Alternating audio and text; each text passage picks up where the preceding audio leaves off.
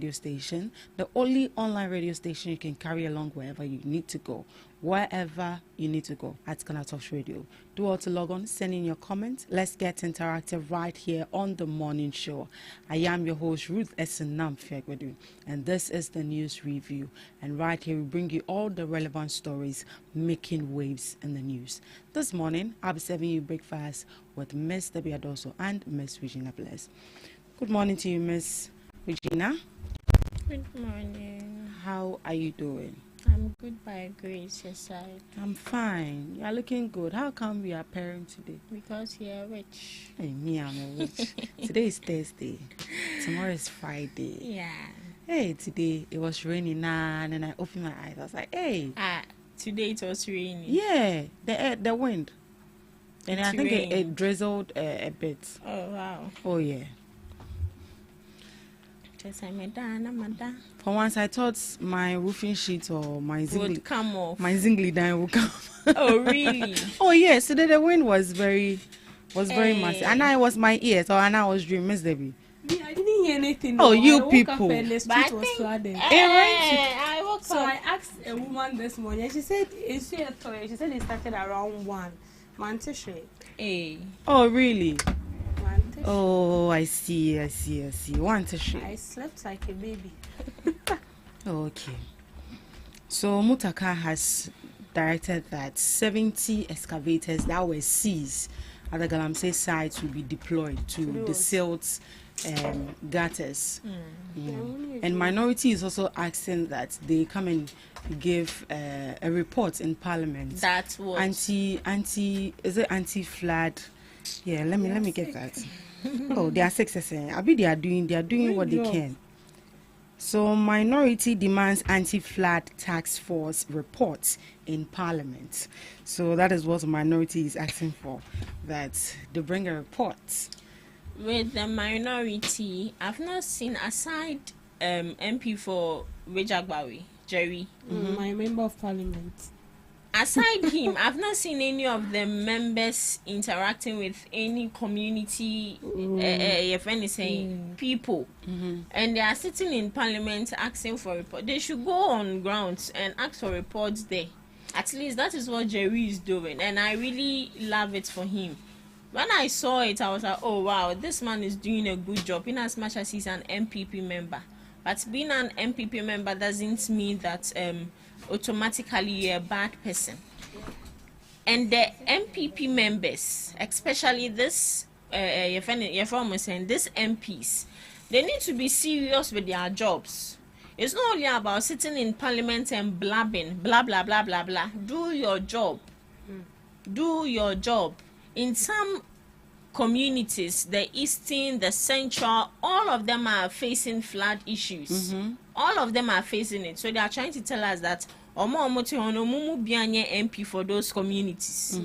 They should do their job. And So- blah, blah, blah. Right. I think I like what you've said, that they don't have to wait for the bigger authorities to say something or do something. Assemblymen are there. District assemblymen are there. The MPs are also there. So in your district or in your constituency, you see that there's issue of flood. What you as an MP, what are you doing? Because you are the president in that constituency. So put yourself in the shoes of the people. What can you do to help these people? But rather, you are, how will I say it?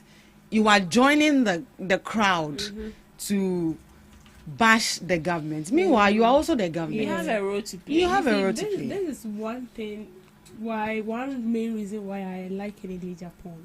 Kennedy Japan will tell you the truth. This is what we are saying, but then I feel like some members of Parliament do not really go about with camera, so they might do it, but maybe they didn't go with the media. And the members that will know video, they will video it.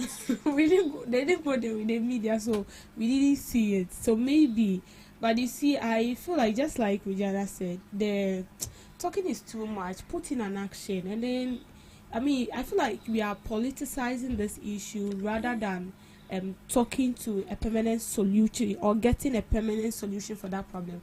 And so Kennedy Japan blasted both MPP and NDC. I don't know whether you came across that video where two people who were like just the way we receive representatives from this MPP NDC, and they were talking about flood, and they were both, blaming each other. And he called.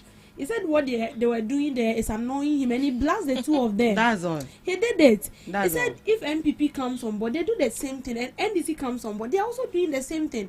And when NDC comes and they are doing the right thing, MPP is politicizing it. Then they'll end up demonstrating that they are arresting their people. When MPP also come on board and NDC is doing the same thing, then NDC also go demonstrating that MPP has arrested them. So do we think we can solve this problem with the kind of politics they are trying to involve this whole thing about flooding in Ghana? And he was like, they should rather support the call of the government. The government is saying it is indiscipline that is worrying us, and that is true. So they just have to accept the fact that it is indiscipline and do the right thing. I was so happy the way he blasted them. Oh yeah, this is not time to pull the blame game, but rather we should get to work. We've seen Admo doing what they can. I think yesterday Miss Regina showed me a video where you say water reservoir, where the water is actually supposed to. They have blocked it. Malam Junction. And yes, I saw that video where they said they want to demolish some shows at Malam Junction. But now it's a rainy season. This thing should have been done during the Hamatan season. I bet you that right after this rainy season, they will not continue.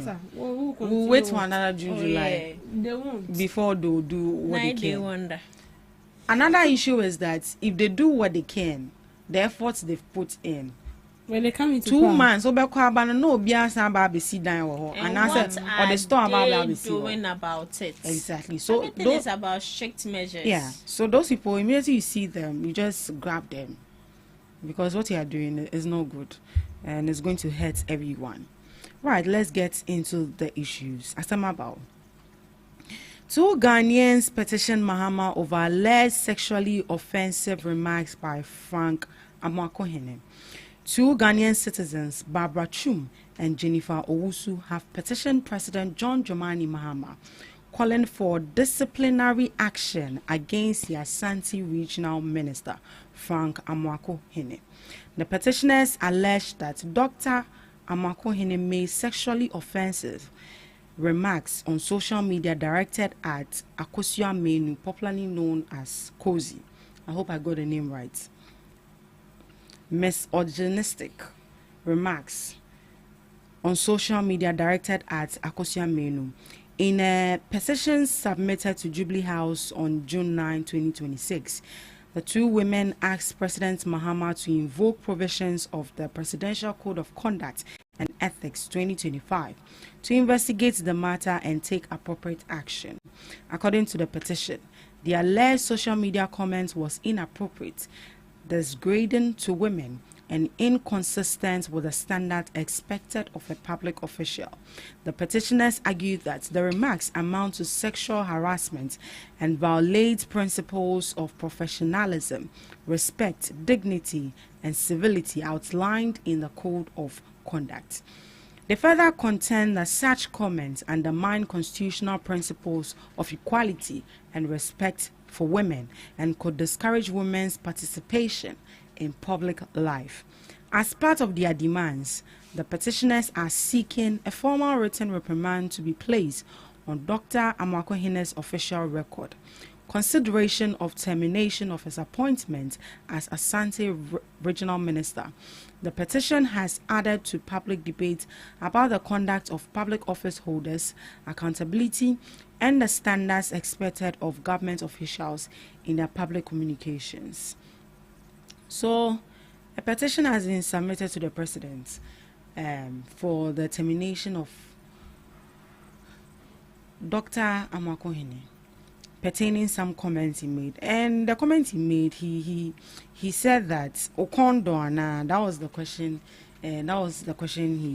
he said. And in English it means that you won't taste. That was it though. And that was on social media. And the petition for his removal according to the Code of Conduct. Miss Regina, Okondona. So I was trying to get the genesis of this whole story, and from what I have here, Dr. Makohene posted a picture of the former vice president in diaper, which some people claimed it was disrespectful, and also Akosua Menu was once the special aide to Baumia. To Baumia. So she responded and urged the minister to show respect to the vice president. And the exchanges continued, and Akosua Menu reportedly mocked the minister's dressing, suggesting his clothes were too tight, and jokingly said it might be affecting his thinking. So looking at the context of what she said, she didn't, in as much as what she said was wrong, but it was a banter between these two people. And the word jokingly, I feel it's a no for me, because if you are saying that in a way it's affecting his thinking, automatically then, excuse me, say with Jimmy, answer. Why you know? And he also replied saying, Akosua Kuma, Okondra, now you want to have a taste of it. And with that, I don't understand. What brought about that statement? What brought about Okwando? It doesn't fit in the context. Exactly. And it fits. No, it doesn't if somebody fit. is telling you that your dress is tight, what are you seeing there? Yes. Are you seeing? Yeah, I also saw videos of them circling his, You get it. No. Yeah. Did Akosua Menu take his picture and circle it? She didn't circle it, but she posted a picture of him in a tight clothing. Yeah. And she said, when he hey bra, I say, the minister's clothing were too tight, and it might be affecting his thinking. That was what the thinking is something else she's talking about. Miss Debbie, how is thinking associated? She's thinking about something. She's thinking about. For me, the answer is perfect. Really? So to me, my opinion, I feel like what she said, in as much as it was wrong and we need to condemn it, we also need to condemn what Amako Hene said. He went too far. And the lady also went too far, because this is not an issue for you to sexualize it. And in the context of which she posted that, in no way did she sexualize anything. If she had gone ahead to sexualize it, then Amako Hini also has the right to retaliate. Because you can't hurt me, and when I retaliate, you expect me to be matured and respectful about it. No, it is not done anywhere. So if you disrespect me, I will disrespect you. No two ways about it. So both of them have disrespected themselves. And I would say both of them went the extreme. So what is the essence? So you think there's no essence in it? There's no essence in it. Right. Because I wouldn't be happy if someone says, whatever I'm doing or whatever decision I'm taking has affected my thinking. In a way, you're telling me I'm dumb. Excuse me, I'm a fool, which is wrong. Certain things shouldn't be taken as a joke. Even the reaction someone gives you sometimes shouldn't be taken as a joke. So, and I'm disappointed in both of them. Of course. Because two ministers, one was once a special aide, and one is still currently a minister. I understand that we are humans, we have our playful sides. People can get to you. But that is why John Dramani Mahama brought the code of conduct for public officials. So he has flouted or breached the code of conduct because it's based on that Akosua Menu. I nearly said Akosua Kuma. Akosua Menu. So I say Akosua Kuma. Okondra. Miss Debbie. Yes. So how someone's dress is none of your business. There is this one of God I admire so much in Ghana, Duncan William. Look at his dressing. This man of God will never wear a tight trouser. That is his style of dressing. And sometimes I said, Metron and Clark can sew a straight dress for me. So that is him. And then we have people who want dress like tight and skinny on them. So you cannot tell someone how to dress. This is the person, and the person feel like this is how I want to dress, and that is how it best suits me. whatever you are saying is your opinion. You can have it and keep it to yourself, because when you tell the person will not like vibe into what you are saying. So imagine today I stand up and then I go to meet man of God Duncan William, and I tell him that the trial he's wearing is too big, so he should wear something that will tighten him. No, that is his way of dressing, and that is how he is, and me, I like him for that. But did you see the Jersey Amakonyi was wearing? It was indeed too tight. That is what he wants. Which one? Which one and is your when problem? they did the Kumasi the fashion show with the dressing, it was also tight. But as he said, that is his way of dressing. This man has been doing a lot of positive things. When one can, you are concentrating on his dressing. What are his dressing got to do with what he's doing in Ashanti region? No, I want to know, what has his dressing got to do with what he's doing in Ashanti region? And you are telling him that the dress is too tight. What are you thinking? So come down here, come and take me here. So for me, I see nothing wrong with the reply he gave, because the reply, what's the name? The comment the lady gave is annoying. Someone who does not have that heart to contain will blast you. Wouldn't even say Bejie. He will make somebody like Kevin Taylor. Oh. Kevin Taylor will drag that issue like 3 episodes. I'm telling you, I remember the feud between himself and one South African. And not even the South African. This one, a Ghanaian woman. The woman that she was once at Dome, and she came to Angel with Captain Smart. Is it Efia? Not Efia. No. Oh. She have this masculine body. I've seen her. And she's currently in the US doing Uber, allegedly. Yes, not allegedly. She's doing it. She has admitted. Yes. Okay. She's doing Uber. She's doing.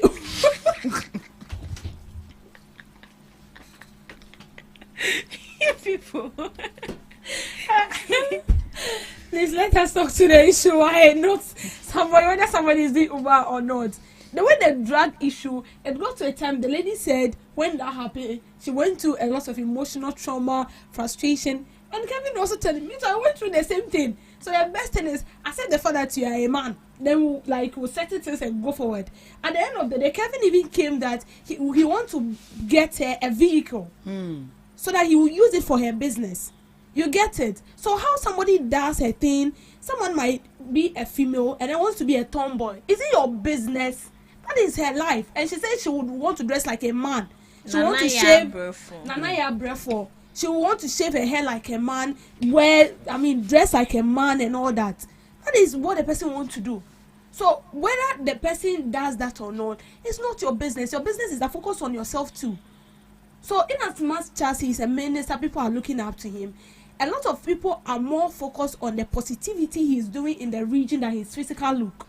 That is what they are paying attention to. But what about the comments he made?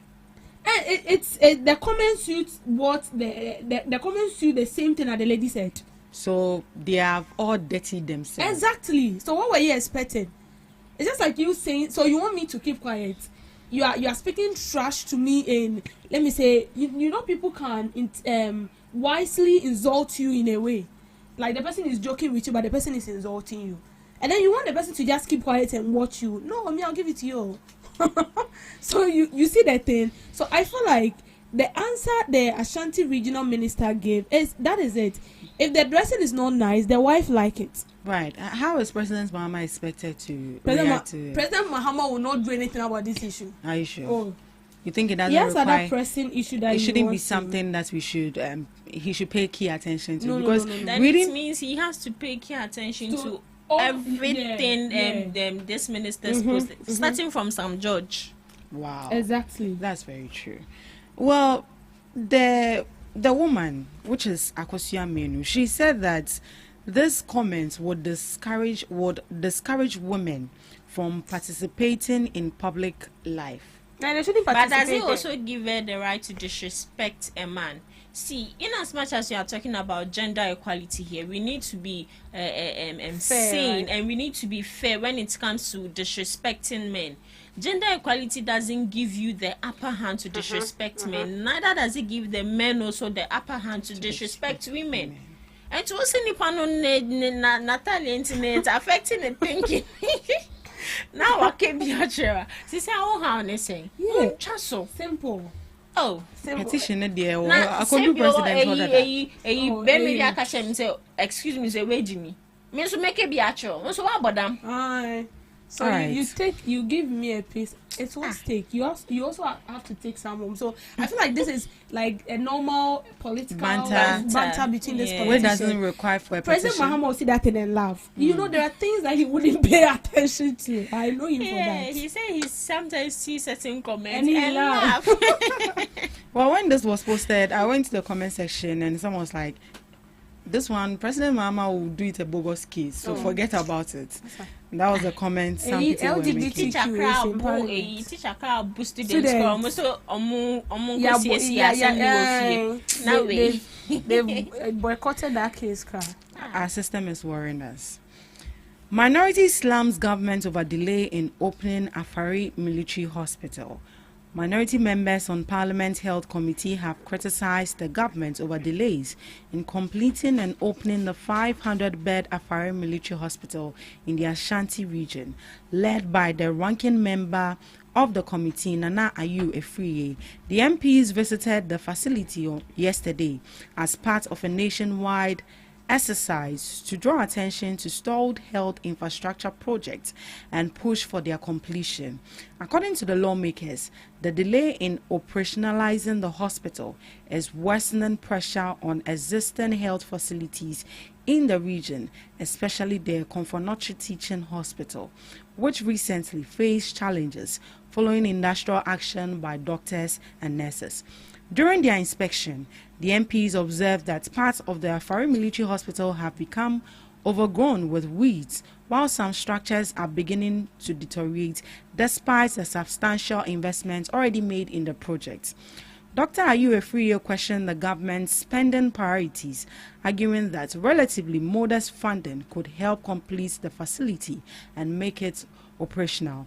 He stated that the hospital would require additional funding to be fully completed and commissioned, stressing that the project could significantly improve healthcare delivery in the Ashanti region. He further maintained that the minority's concerns are not politically motivated, but are aimed at ensuring that abandoned healthcare projects are completed to serve the public. The minority is therefore urging the government to urgently release funds to complete the hospital, arguing that its opening would help reduce congestion at major hospitals and improve access to quality healthcare services. Yes, so this is from minority. The Afari Military Hospital in the Ashanti region has been abandoned, and yesterday they took a stroll. They went to inspect the place, but apparently they were prevented by the military officers from getting into the building. As to why they were, we don't know yet. They said they didn't ask for permission. That was what one of the military men said, that they didn't ask for permission before coming. So you can't just come and then barge into it. But it's a military zone and you are just going, go like that. Miss Debbie, are there issues with this particular hospital? And who started this hospital? So the hospital was started, the idea and everything came up in 2008 when John Ajay was the president. And so they had, with this hospital, the hospital was actually meant to serve military and civilians in the Ashanti, northern and central region of Ghana. And so Kufuor signed a contract with one company called Eurojet, something of a sort. Eurojet the invest. Yes, so they signed that contract so they can build the hospital. But Kufuor didn't construct the hospital. So he brought out the policy, it went to Parliament and it was approved by Parliament.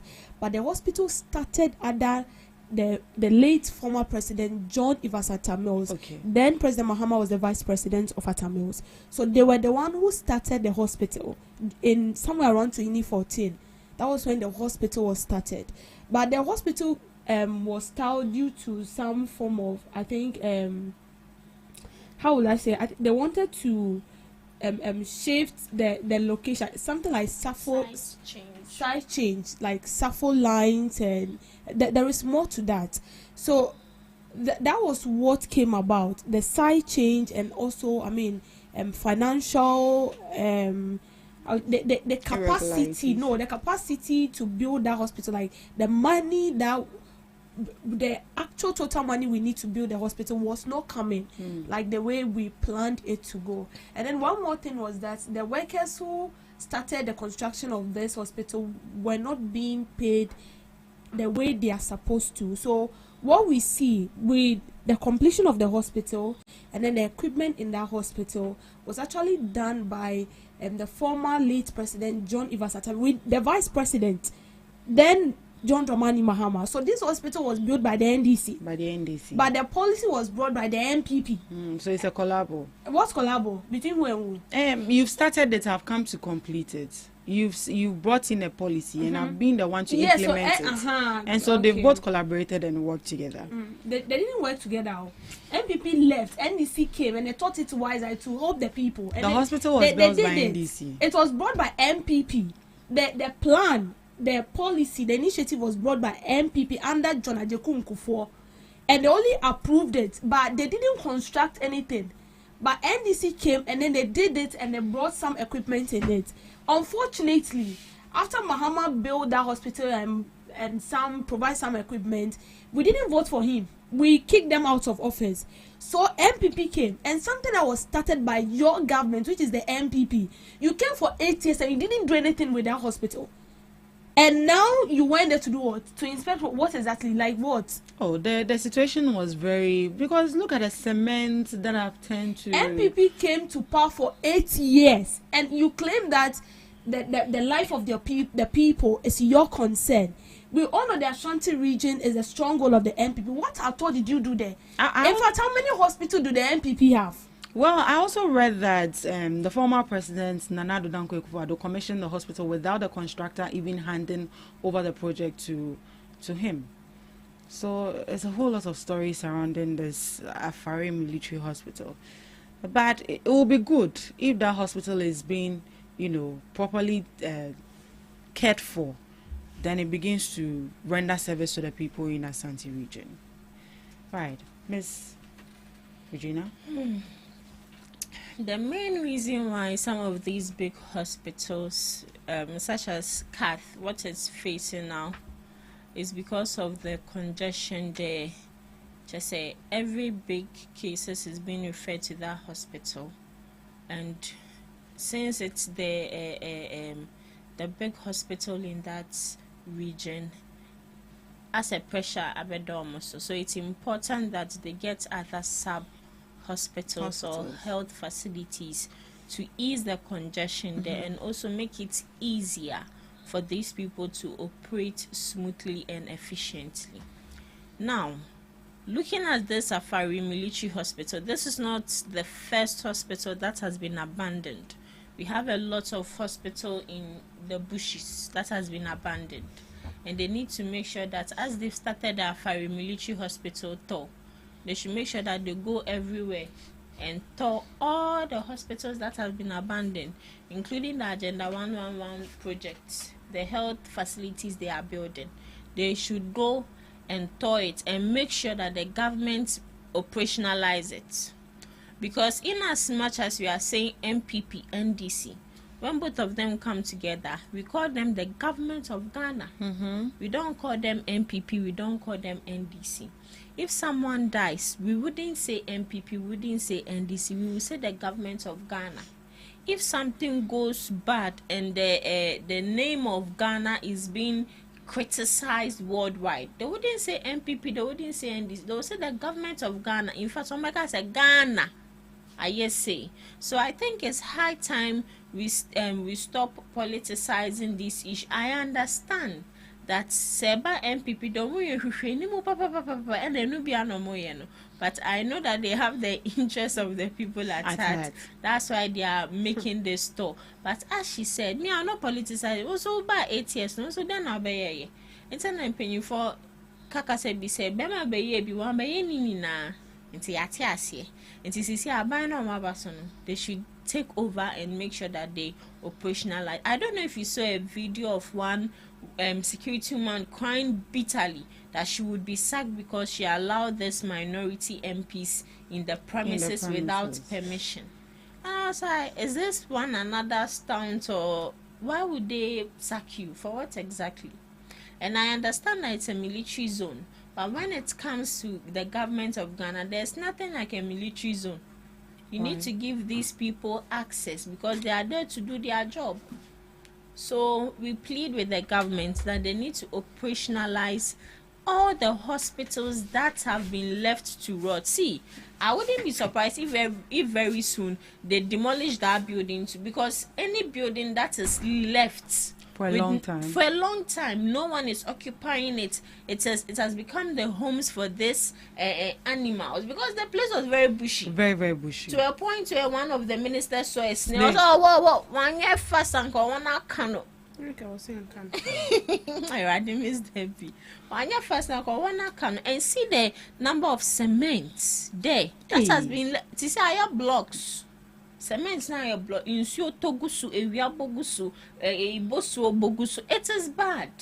Mean government money, it has been wasted. Our taxpayers' money. Wasted. And in fact, every month they have to give us some allowance, because if we are paying them, they also have to pay us. Yeah, I think one of the ministries that shouldn't be politicized will be the health and also education.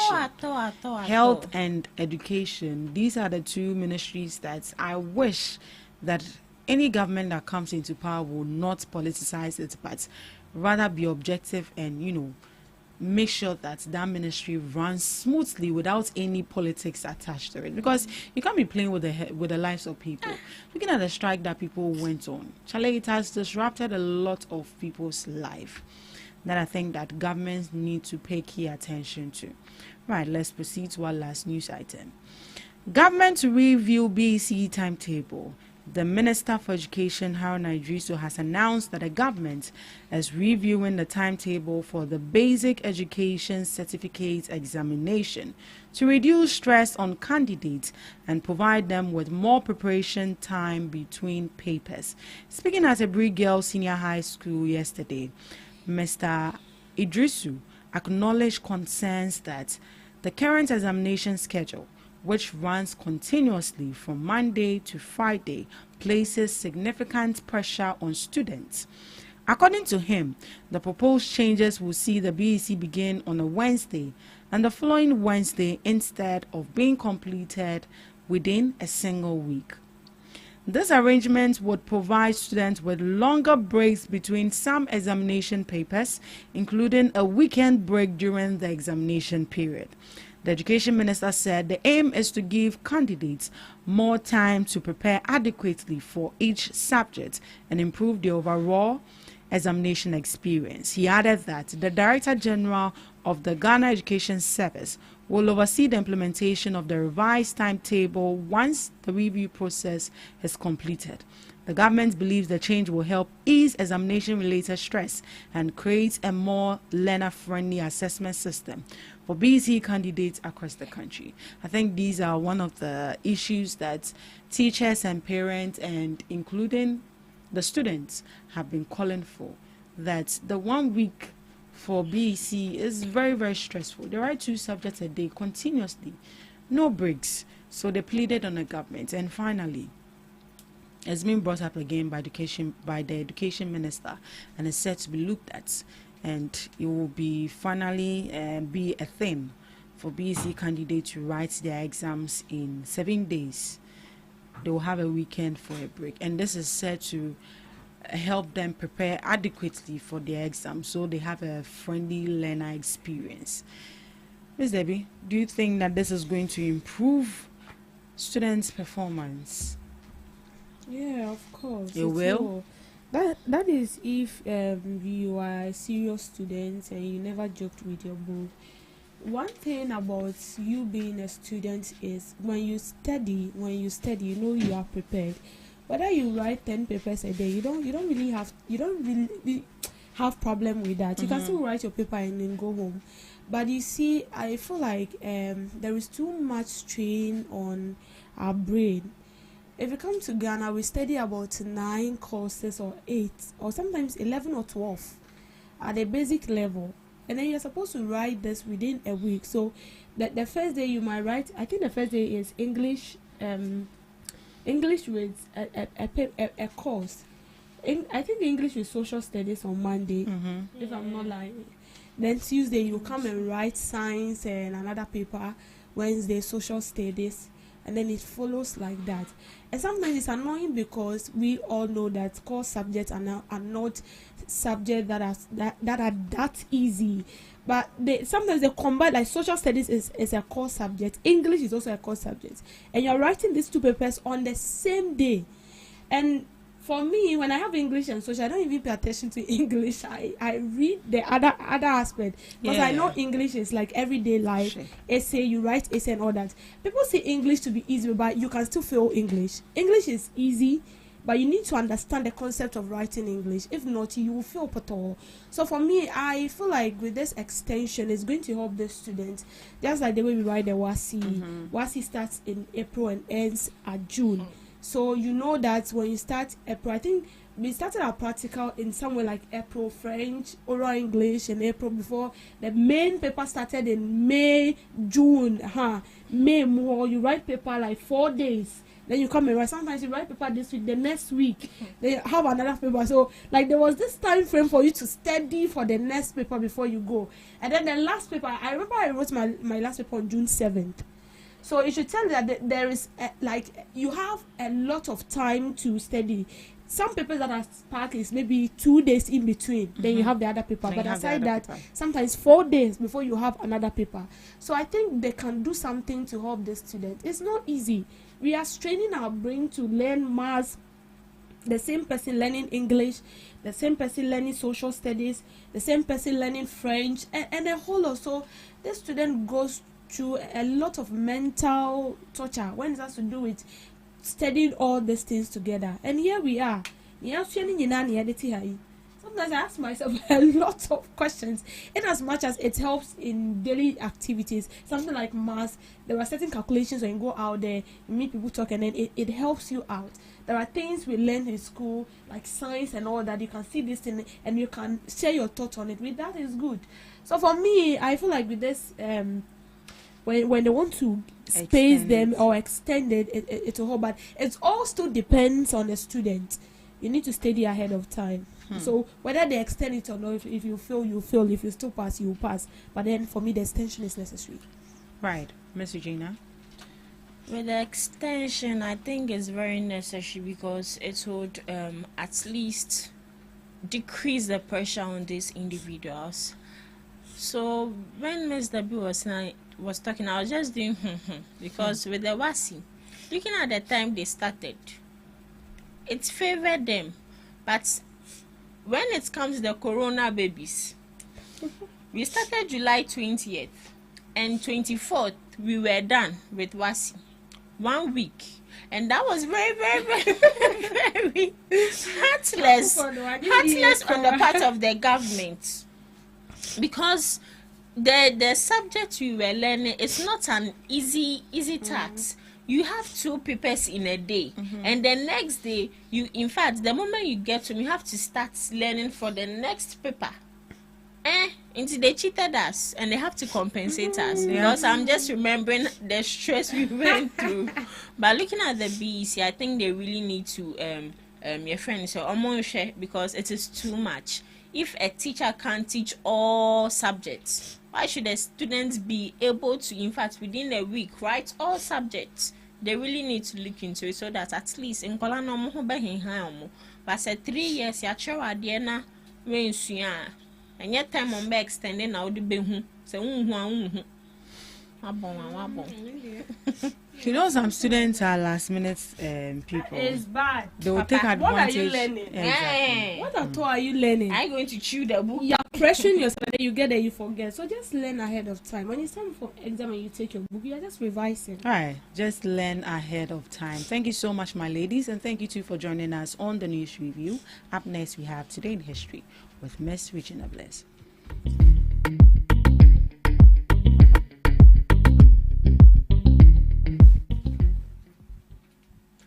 Bringing you today in history on this day, 1994.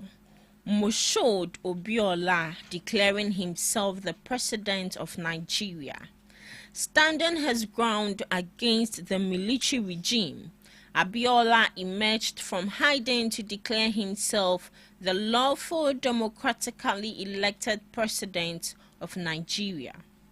2010, SA hosted the 2010 FIFA World Cup, marking the first time the mega tournament was held on the African continent. The event culminated with Spain defeating the Netherlands in the final and left a lasting global legacy of iconic moments, stadium development, and boosted international tourism.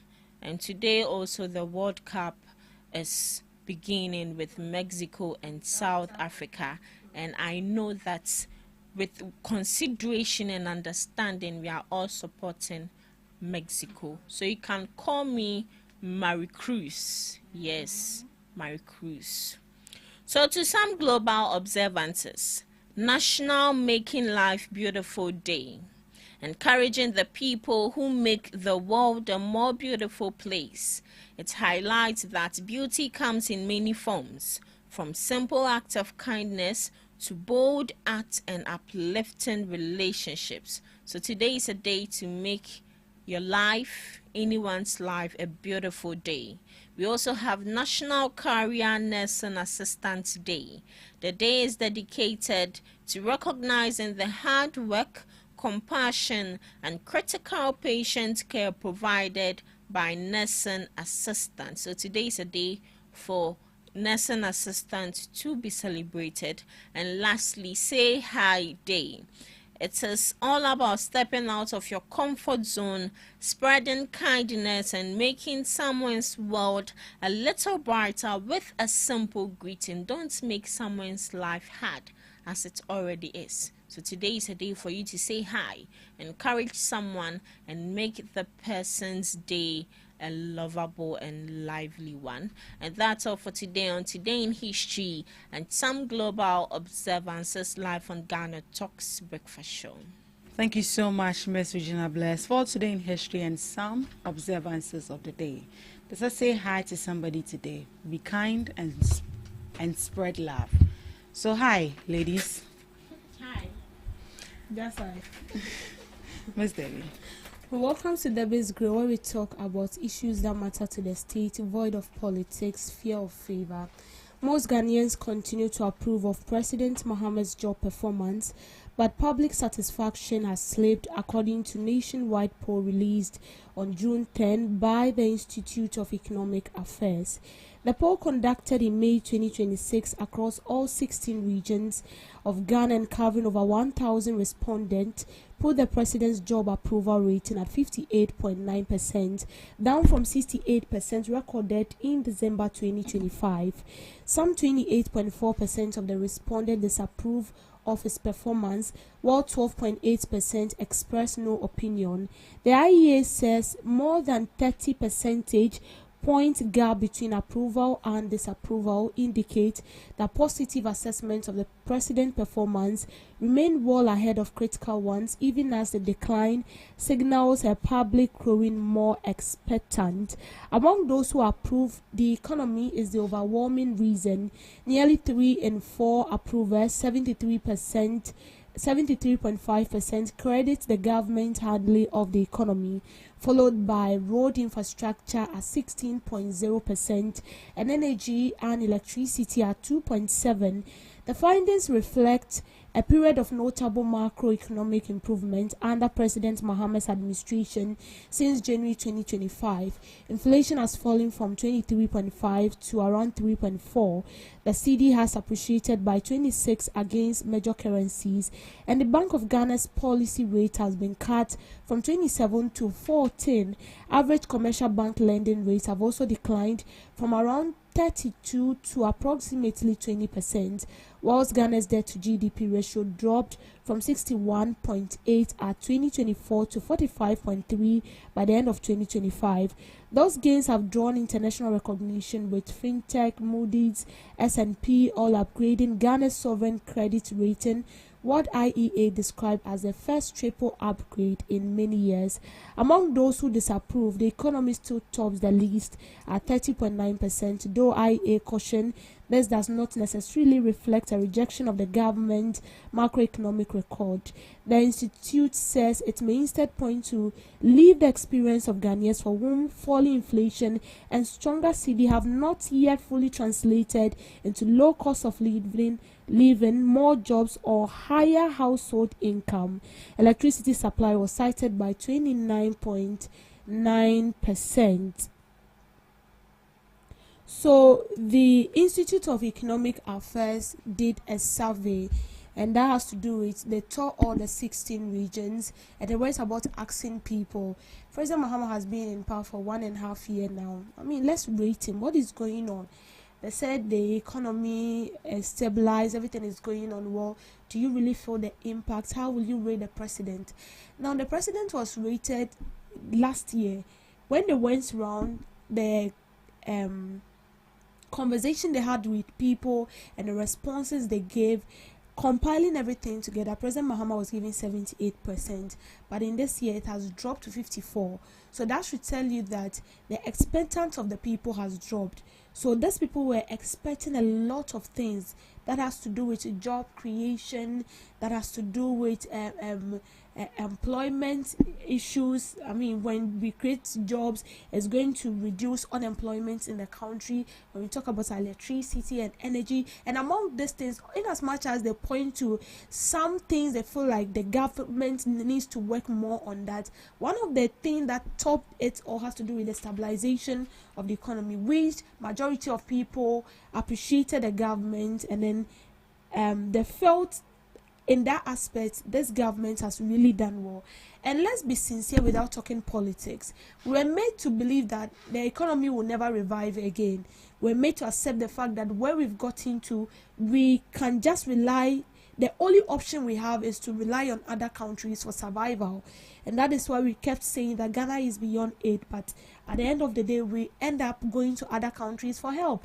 We end up going to them for money. We end up going for a lot of things. And that is how come Ghana ended up in IMF. You see, an IMF comes with a lot of conditions. They will give you the money, but you are in your country and they are dictating to you what to do. In fact, what to use that money for. So that is the whole thing about this IMF of a thing.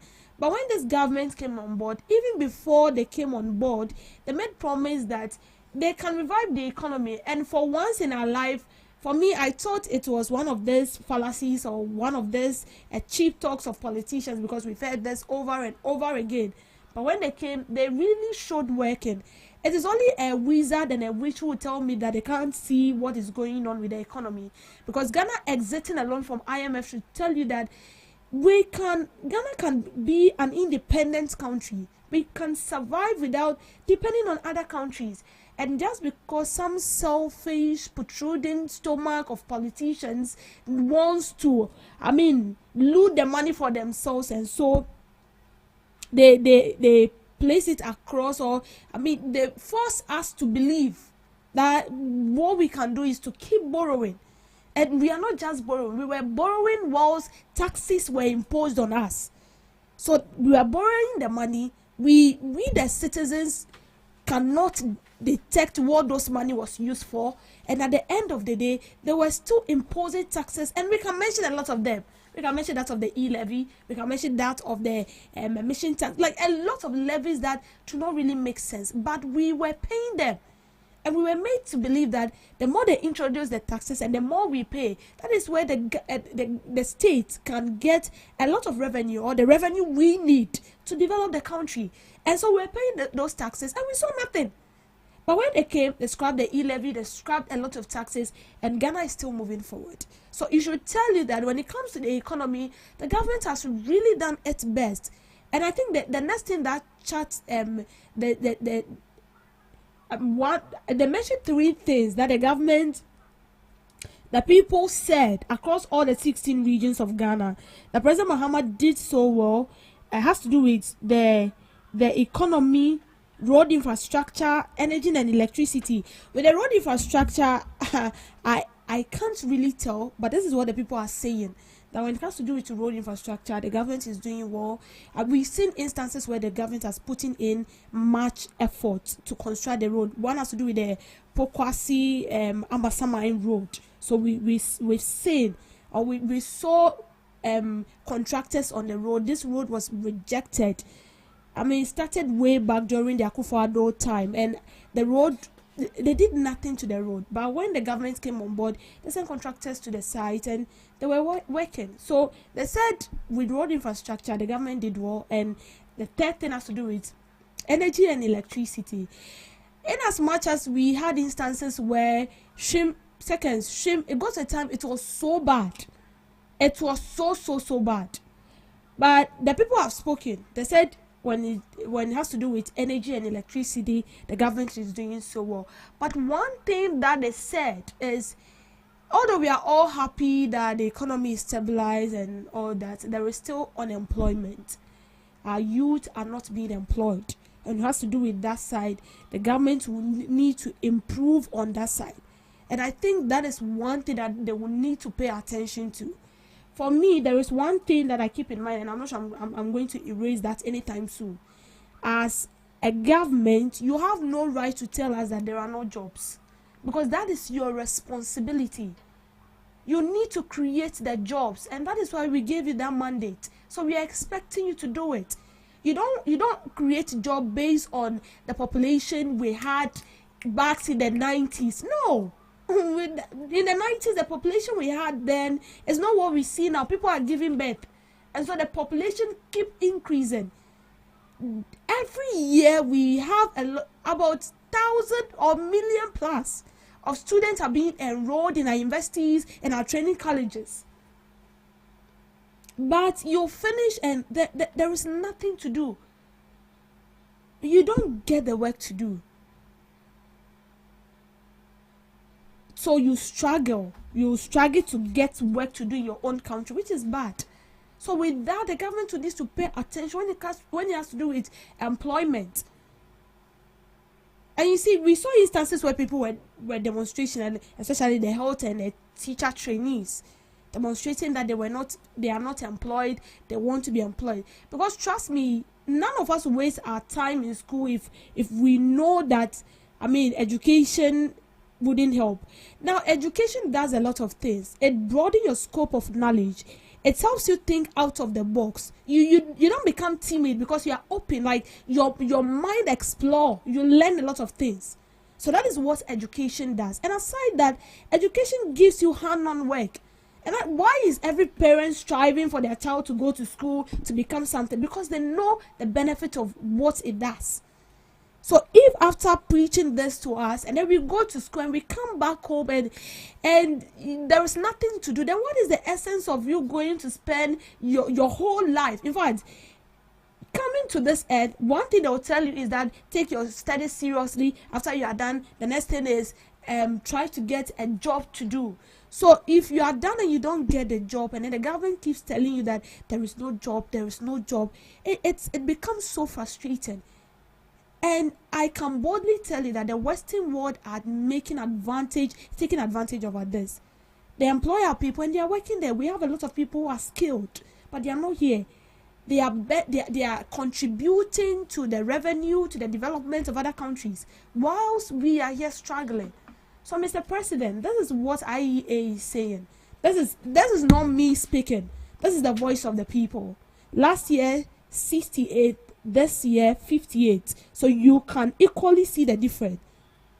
But the IEA said that does not specifically mean that the people do not have the trust in the government, that the government can still do more. We still have about 1 year to go. So for me, I feel like this is massive for this period is enough to see some kind of improvement. So, Mr. President and your government and your cabinet are doing well, but we expect to see more. Thank you for making time with me on Debbie's Girl. Thank you so much, Ms. Debbie, for that, girl. And thank you, too, for joining us on the morning show We'll go for the news, and right after the news, we'll be back with the second segment. Please stick and stay with us. What do you want for breakfast? How do you want your breakfast? English breakfast, French fries. Koko nikosi, alo komi kesheto. Wache. Well, Gobe is the real deal. Join us on GhanaTalks Radio. Let's serve you a buffet of breakfast. From news headlines review, current affairs to social issues. Entertainment, sports, and all the trending stories live on our mobile app and across all socials from Monday to Friday, 7 a.m. to 10 a.m. With me, Pakwesi Omare, Regina Bless, Deborah Adoso, and I am Esinal Fiagbedu. This is GhanaTalks Breakfast Show. We bring you local news, business news, international, sports, and entertainment news. Right here on GTR.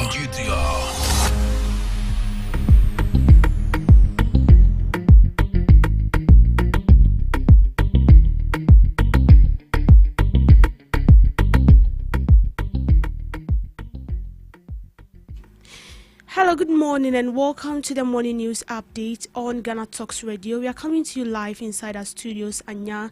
Coming up this morning, minority reject urgent question on South Africa evacuation, demanding full ministerial briefing from the Minister of Foreign Affairs. Minister of Interior attributes Ablekuma North election violence to poor security coordination. Minister of Roads reveals a traffic signal theft as a threat to road safety. Also coming up, University of Ghana Business School partners with Human Resource Management to create Ghana's first HR professional chair for research and policy innovation. We've got details on these stories and many others coming up shortly in business, sports, entertainment, and on Global Update.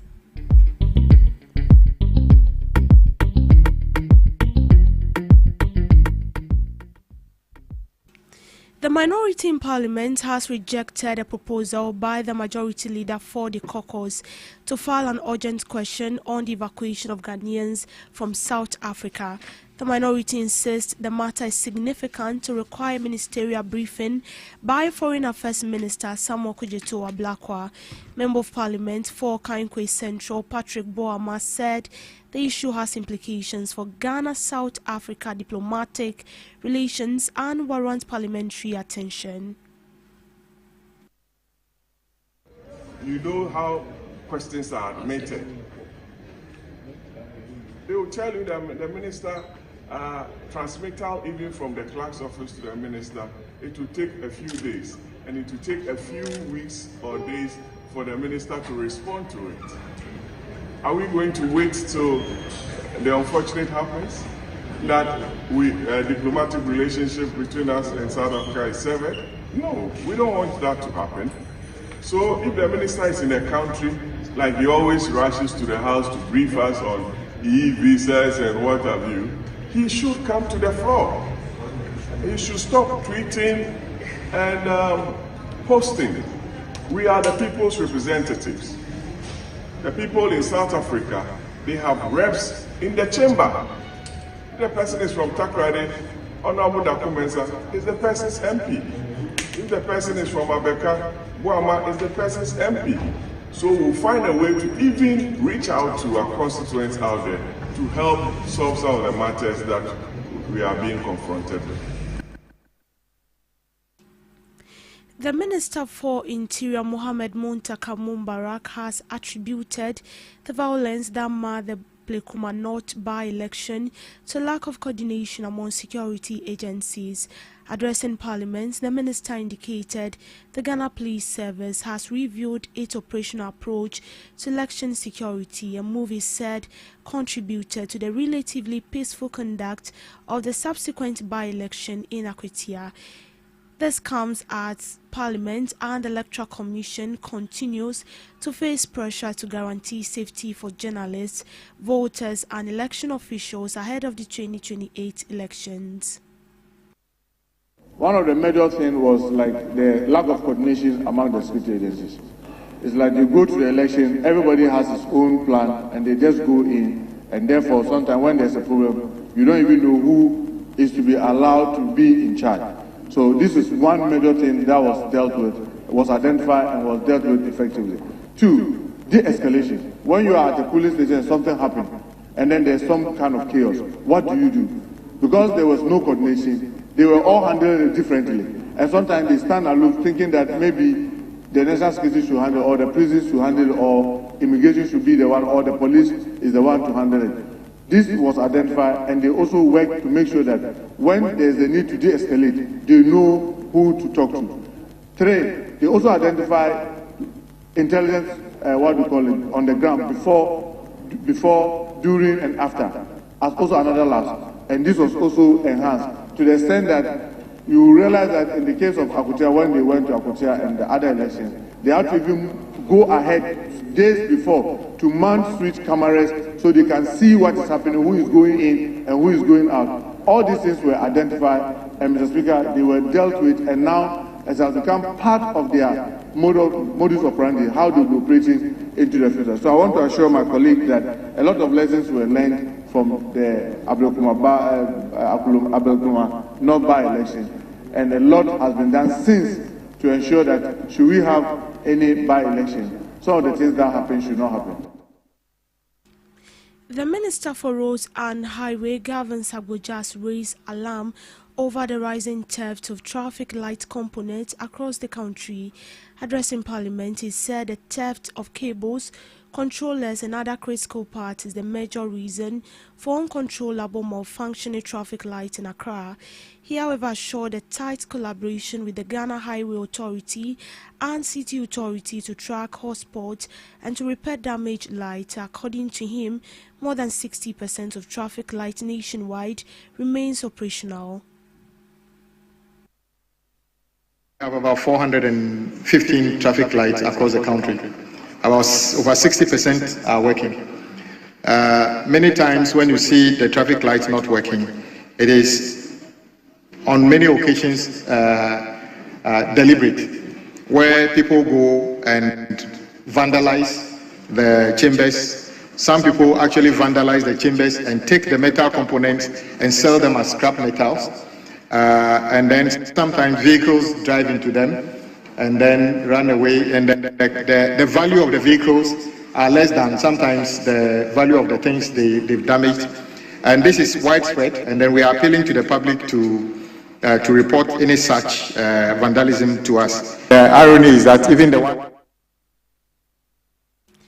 The Chartered Institute of Human Resource Management has teamed up with the University of Ghana Business School to establish the country's first dedicated human resource professional chair.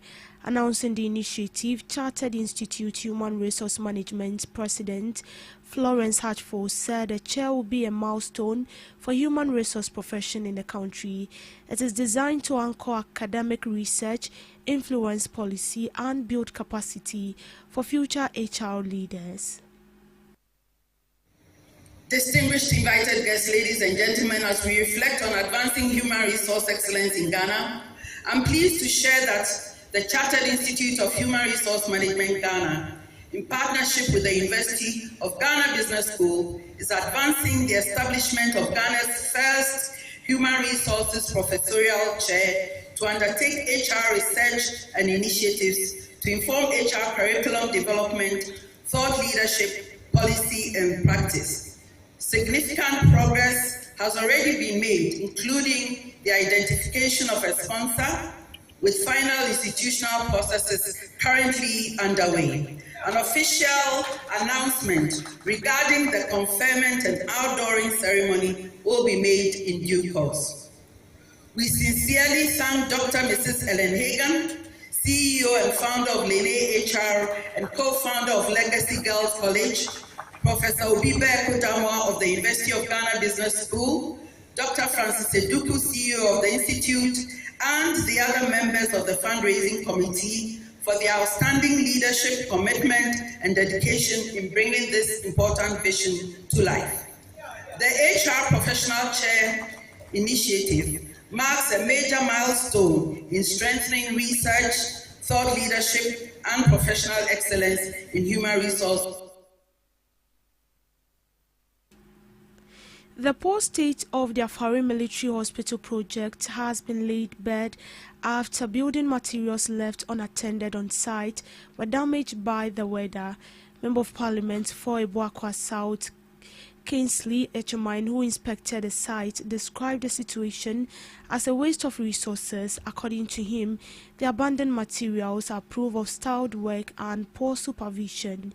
The Afari Military Hospital was intended to be a 500-bed tertiary facility to serve military and civilians in the Ashanti region.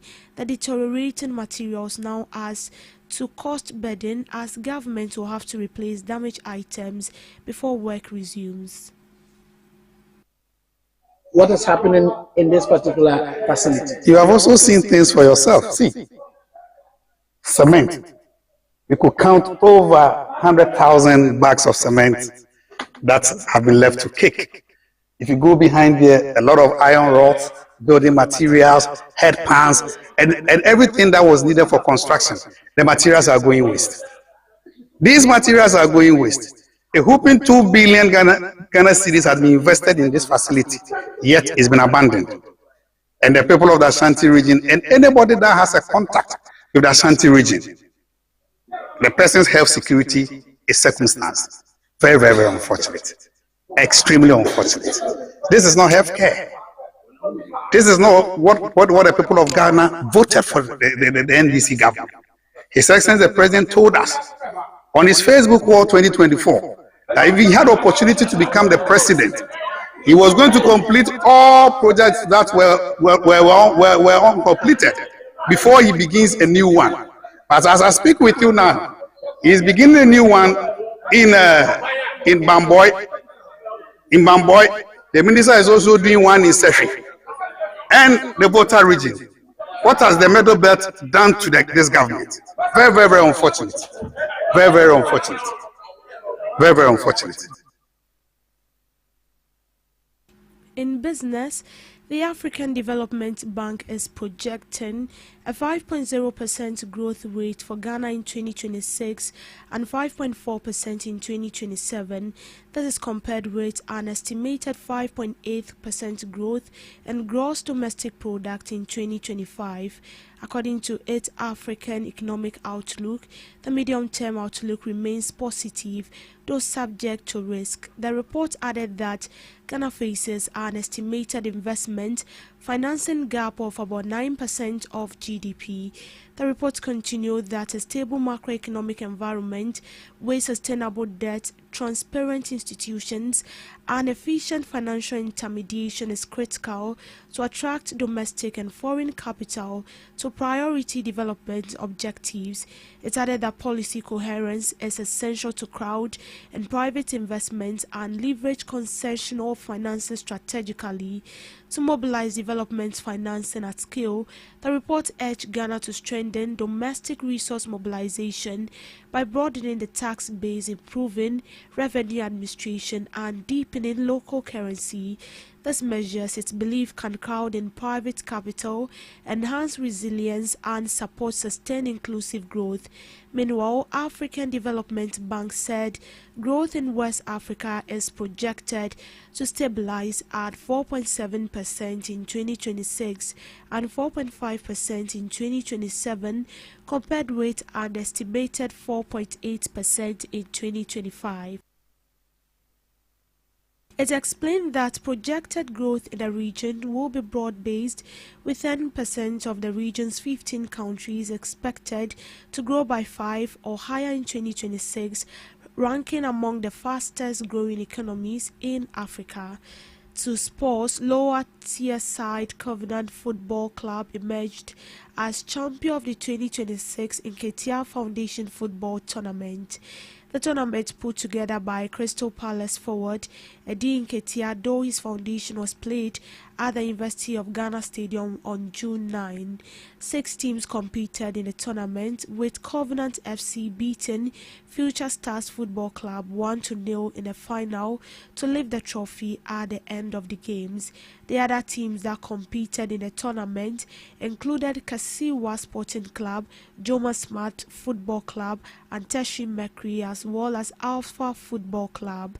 The father of Eddie, Edward Nketia Sr., also revealed plans to go across other parts of the country in search of more talent and give them the opportunity to be scouted by agents.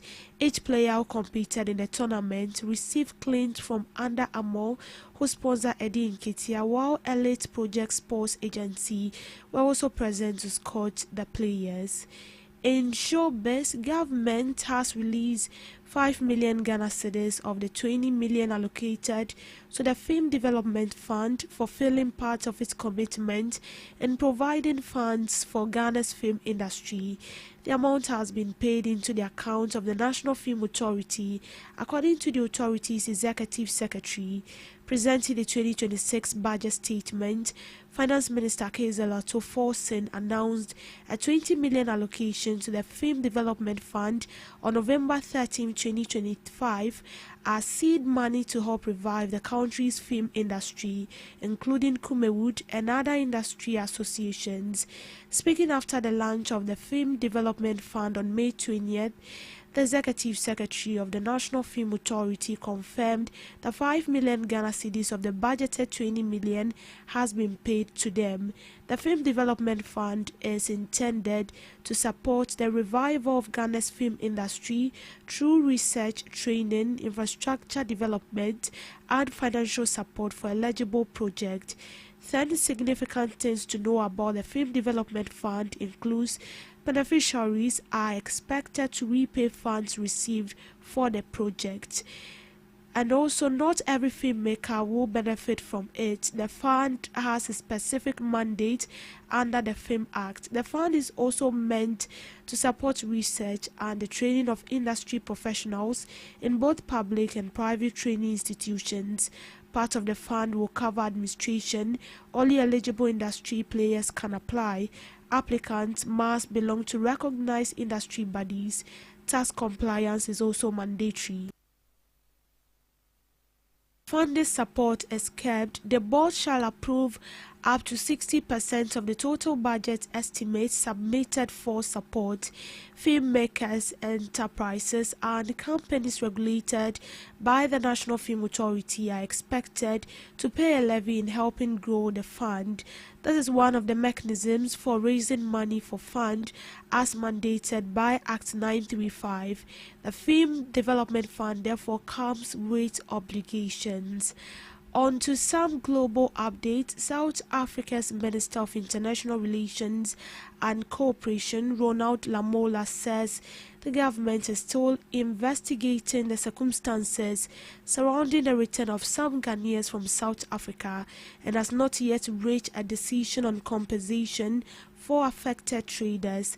Speaking in an interview, Mr. Lamola said authorities are examining all aspects of the issue, including how the incident occurred and who may have been responsible. He stressed that it will be premature for government to make pronouncements on compensation while investigations are in progress. The minister noted that many of the affected individuals had been declared undesirable in South Africa due to immigration violations, a factor he said must be considered as part of the assessment. He said legally, Ghanaian residents whose businesses are affected, each case will be handled on its merit.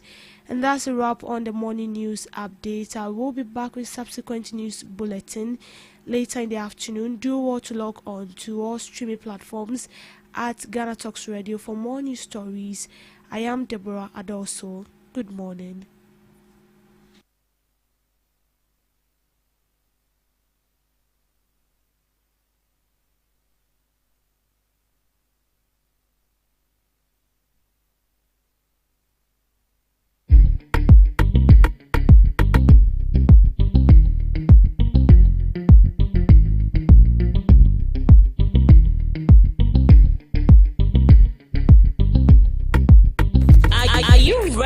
To amplify your business or brand's reach and make a meaningful impact in Ghana and beyond.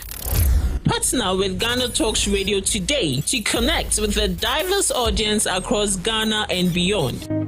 Elevate your brand through on-air promotions and social media. Boost your brand during prime time. With GhanaTalks Radio, you can extend your reach across digital platforms. GhanaTalks Radio is not just a station, it is a community hub where your brand becomes part of the conversation. Join us in fostering connections, celebrating culture, and making a lasting impression. For customized sponsorship packages and enquiries, email contact@GhanaTalksRadio.com or call +233 202 544614. GhanaTalks Radio, giving the youth a voice. What do you want for breakfast? How do you want your breakfast? English breakfast, French fries. Koko Nikosi, alo komi kesheto. Wache. Well, Gobe is the real deal. Join us on Ghana Talks Radio. Let's serve you a buffet of breakfast. From news headlines review, current affairs to social issues. Entertainment, sports, and all the trending stories live on our mobile app and across all socials from Monday to Friday, 7 a.m. to 10 a.m. With me, Pakwesi Omare. Regina Bless. Deborah Adoso. And I am Esinal Fiagbedu. This is Ghana Talks Breakfast Show.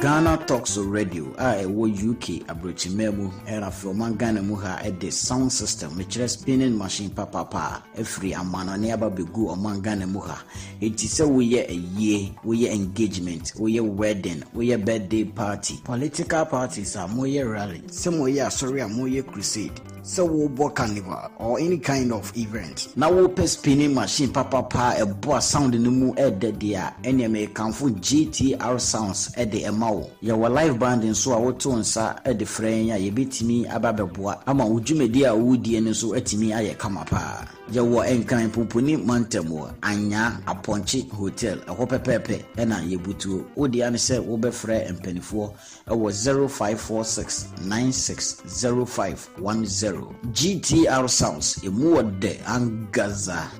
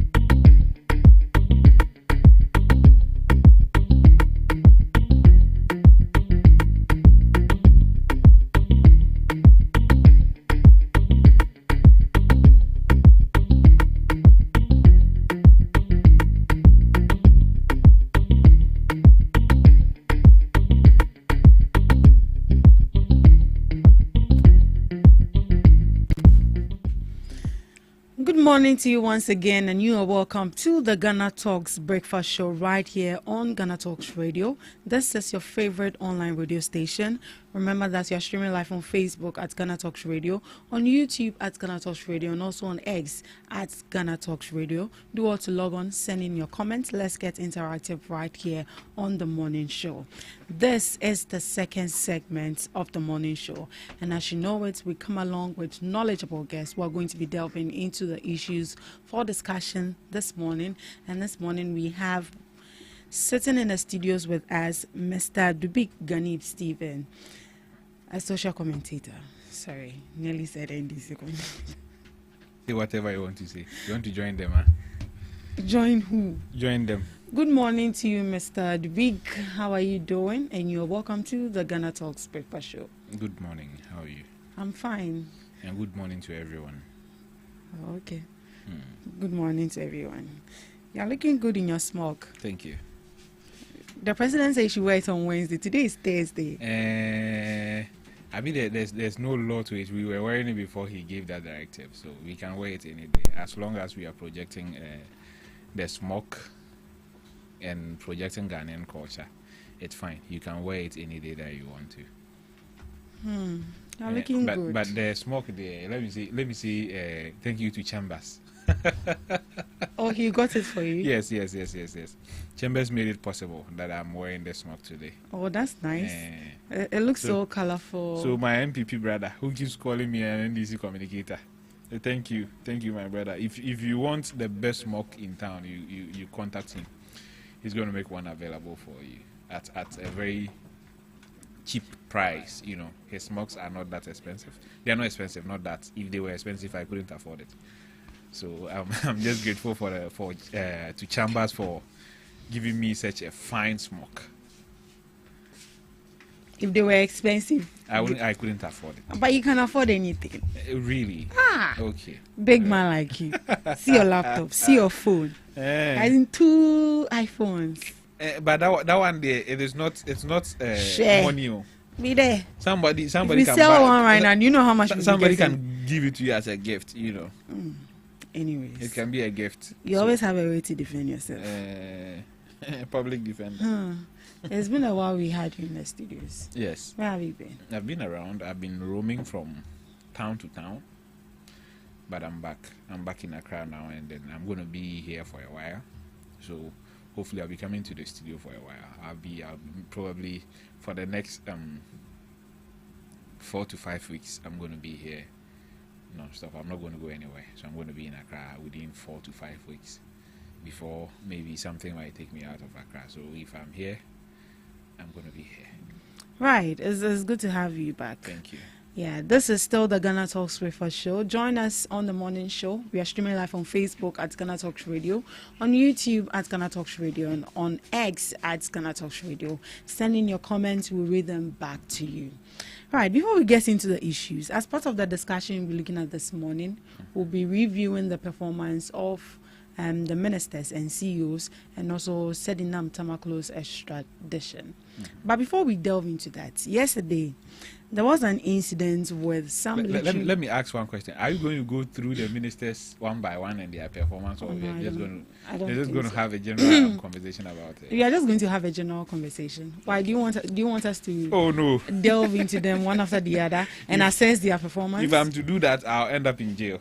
Why would you end up? Oh, okay, then we will talk about it. So you want to put me in jail? Eh? Oh, not to put you in jail, but some people are just refusing to, how do I put it? To be honest, yeah. I have a lot of reservations on some of their performance. Okay. So you pinpoint the ones that you have. I won't do that. I'll give a general assessment on their performance. But a question will be asked. Sorry. A question like, who is the best in my opinion? Who is the worst in my opinion? Not the worst, but we'll take them one after the other. Oh no! Yes. I'll not go on that. We will take them one after the other. Then you assess them. You tell us what you think about them, their performance so far, and what they can do better.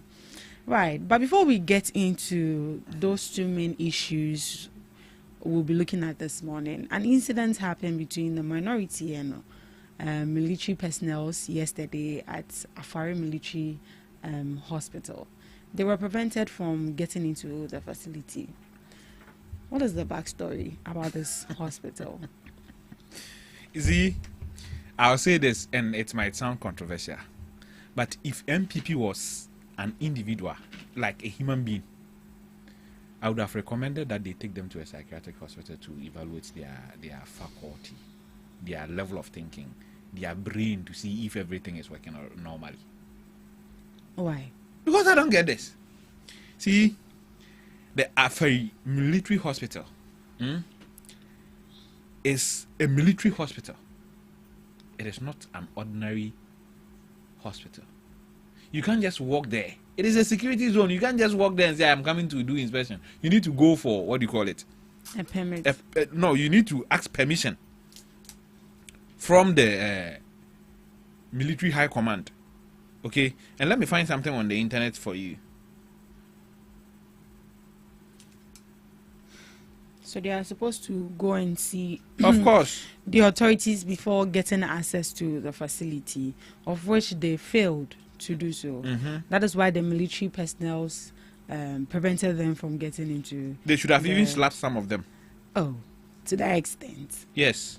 Sometimes if the foolishness is too much, you slap it out of the person.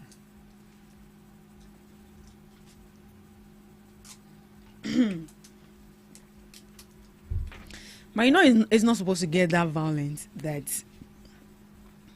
to the extent of them slapping the members of the minority. I mean, Some judge was slapped. Nothing happened. They set that tone. So should we continue? They set that tone. So we should continue. Did you hear anybody condemning it? Did you hear anybody in the MPP condemning that a member of parliament shouldn't be slapped? Did you hear it? I told you, I'll sound controversial. Did you hear anybody?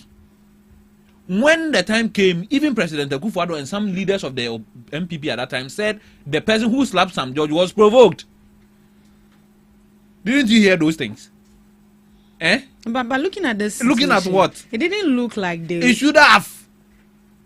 It should have. They are taking the people of Ashanti region for fools, and that is the reason why they should have slapped them. But it will lead to. It will lead to nothing. No, but when they slapped Sam George, what did it lead to?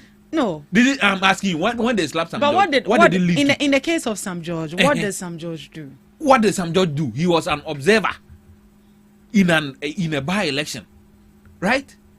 And then he stepped where he was not supposed to step, and they slapped him. But these people also stepped where they were not supposed to step, and they should have slapped them. You see, to the main issue, you get it. Let's not do this. To the main, I've said what I'm going to say. There's no amount of questions you are going to ask me that's going to make me change my stance.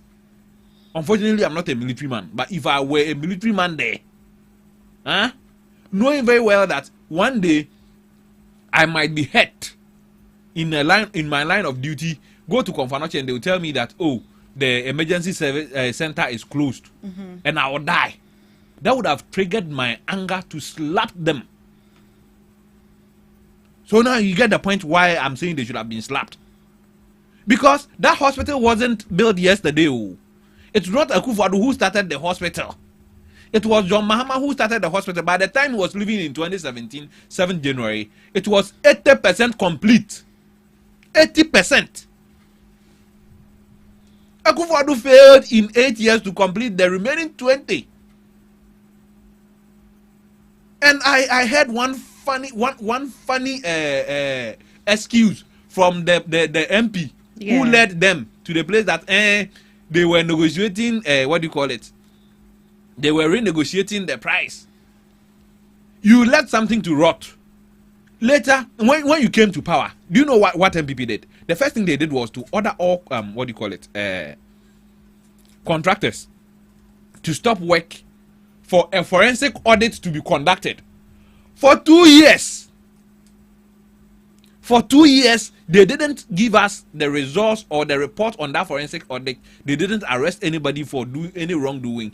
They now incurred a further 36 million euros debt. Because when you abandon a project and you come and then you want to restart it, it will come with additional costs. So the contractor did an estimate, and the estimate was 36 million euros. So that renegotiation took them another 3-4 years to renegotiate it to 18 million. 80 million euros. Which meant that the hospital was further decaying.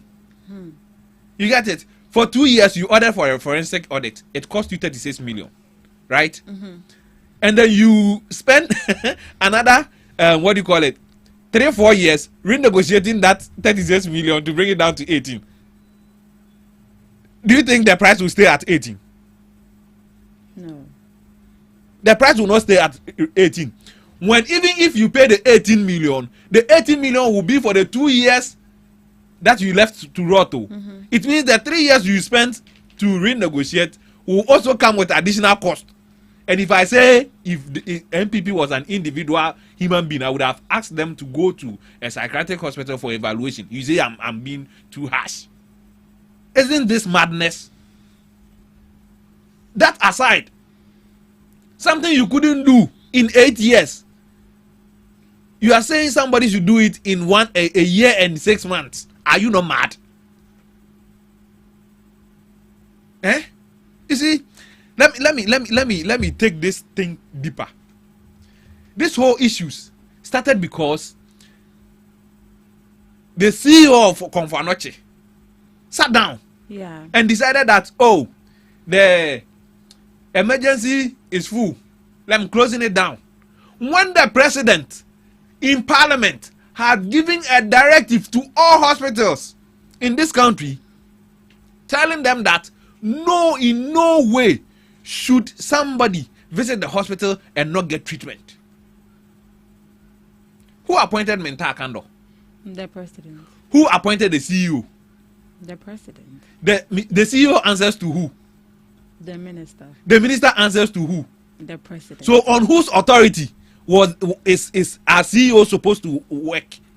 The minister. So that means that the CEO didn't consult the minister before so you see putting that ban on. The sensible thing the CEO should have done was, after they had that board meeting and then came up with that suggestion, he should have informed the minister. Minister, this is what is going on. What do you think we should do?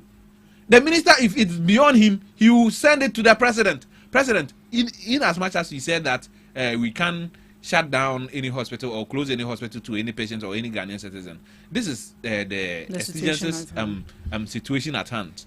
What do we do? Even a cabinet emergency cabinet meeting can be called on this to solicit for ideas. You understand? To get it fixed, but automatically, autonomously, you decided that you are there as a CEO and you don't answer to anyone. So I'm closing down the facility. So you think his suspension was the right way? His dismissal will be the right one. Why Suspension is not enough. Oh. Dismissal. What the hell yes, your boss, Pakwesi. He answers to the owners of this institution. This is the owner say that, oh, when it rains, you don't close down, you don't stop working. As even if it is raining, come and work. Then one day it rains, the whole place gets flooded.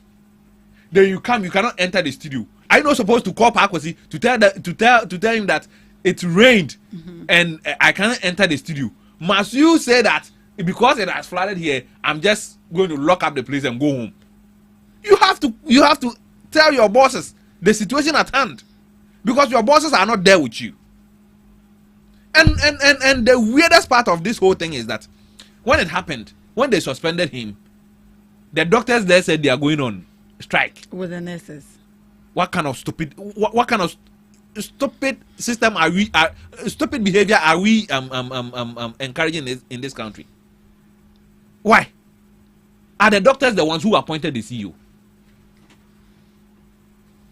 If a government change tomorrow, in 2028, if MPP wins elections and they fire the CEO, bring their own CEO, would they go on strike? Would they? Does the doctors determine who becomes the CEO of a hospital? Who determines who becomes the CEO of the hospital? The hospital is the state-owned. So the person in charge, the person the people had elected to lead the state or lead the state, will take decisions to benefit the hospital. And if he takes decisions that does not benefit the hospital and to the people will vote against him. It is not in your place. You are a worker. They said go there and work and go home. So when you go and it is what do you call it, an ape sitting there as an CEO, you work and you go home. As long as it is not affecting your work, your daily transactions at the hospital, you don't have any business to complain if the ape is sitting there as a CEO. So you recommend the nurses that went on strike should be sanctioned? So they'll be paid. So the next day they'll do it again. They'll be paid. So the next day, if there's a situation like that, they'll do it again. But me, if I had any power to decide on anything in this country, those people wouldn't have been paid for this month. You want to blackmail the state with the lives of the people? Hey, Ghana, we have to sit down and write it into our laws that essential services like the police, they don't go on demonstration, they don't go on strike. Fire service, they don't go on strike, and they should add a healthcare practitioners. They should add them. Oko striker, now akafi. Oko striker, so maybe. The thing is that Sankrofor no almost call strike no. Me a minya juma ho no se me ma me kwa o mbeka so mo strike. O mo hwe no. Ba so mo ma me yare ba dia o mbehwe no. So mo ma me yare ba hospital ho a wo mo behwe no mo nka so mo strike ntu ma me ni mu. Ba se me a minya obi ya me si hayi. Me ma me yare koko de a o mbeka they will turn her away and tell her that we are on strike, we will not treat you. But if their own mothers were to get sick and go there, would they turn them away? They won't. They won't say they are on strike. Even if there's no specialist there, they will call the specialist on phone, asking for favors. Mr. Opa, me mame yare, na koma yene ya, Mr. Obeheno mame. They will come and take care of the person. You think that our lives is pawns in your games? Our lives shouldn't be a pawn in anybody's game.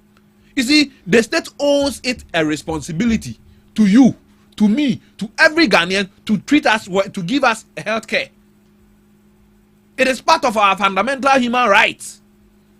So I'm denying people their fundamental human right because I'm not happy some decision has been taken. You get it? Oh, bufu. Right. And what the minority did, you see, when they finished, they went to what do you call it? Sewua Regional Hospital. That hospital too. Mahama started it too. It was also almost 80% complete. Akufo-Addo went in 2024 to commission it when there was no electricity. So how does it work? How do I know? I don't know. You're asking me. They commissioned that hospital without electricity. There was no electricity when Akufo-Addo was commissioning it. Even the CEO, the contractor came out to say that they have not handed over the hospital to government. It was BT, build and transfer. What do you call it? 10-key project. When they say 10-key, it means that once the contractor come, you give him all the necessary money. All they do is that they finish the project, and all you come and do is you operationalize it. You don't have any role to play until it is operationalization stage. It was a 10-key project. So that is why the reason why the contractor told the state and the Akufo-Addo that he has not handed the facility over to government because they are not done. How do you commission a hospital that without electricity? How do you do it? Is that the only challenge that hospital is facing? The challenge is that it is not done. The hospital is not complete. It's not just the what do you call it? The electricity. You need to do installation. You need to install certain things in the hospital. You get it? Same as Afari Military Hospital as well. You need to do installation at the hospital before it becomes a hospital. You see, the hospital itself, when you build the structure, it is not called a hospital. It's a structure. You get it? So when does it become the a hospital? Amenities you put in the hospital makes it a hospital. Yeah. The personnel you recruit at the hospital makes it a hospital. You cannot build a structure and call it a hospital and you bring in journalists there. It's not a hospital. You get it? Yeah. Once you recruit nurses, you recruit doctors, every what do you call it, lab technicians and other specialists. Once you operationalize the hospital, that is when it becomes a hospital. So me sadena minority ni one who here omunimo. And I don't know who is advising the MPP. To be very honest with you, I don't know who is advising the MPP. And this Afari military hospital thing, it happened in what do you call it, in NDC. Okay, let me read this. Military personnel at the uncompleted 500-bed Afari military hospital in Ashanti region prevented minority members of the health committee from accessing the facility. Soldiers cited lack of prior authorization, leading to a heated standoff with the NDC lawmakers who were there to inspect the installed project. NPP? No, NDC. NDC people also went there somewhere in 2022. Okay. It was led by Menta Akando. Oh. They went there in 2022, 6 years after they've left office. The project had stalled. So they went there to inspect it. And what did the soldiers do? They said, you don't have any right to be here. So that's the same thing happening. That's the same thing that happened. Now. So somebody will sit down and say, it is NDC who is doing it. This tells you that it is not NDC who is preventing anybody from going there to see anything. It is a lay down procedure. They should have wrote to what do you call it? The military high command in Kumasi. They call it the 4BN for authorization to go there and inspect it. But they didn't. So if you go there and somebody slap you, he has slapped you for nothing. Because me, when I meet you by your face, I can't identify that you are an MP. What shows you are an MP? By just your face, am I supposed to know you are an MP? But if they go there with authorization, it will be, the military high command has authorized this so and so person, a member of parliament from this area, a member of chairman for this committee to come and inspect this project. And that one, so nobody will touch you. But me, if you come there, even if I know you, I say I don't know you. Like they did to some judge. I mean, the guy who slapped some judge said he didn't know he was an MP. And when they called him on the committee, he said he didn't know he was an MP.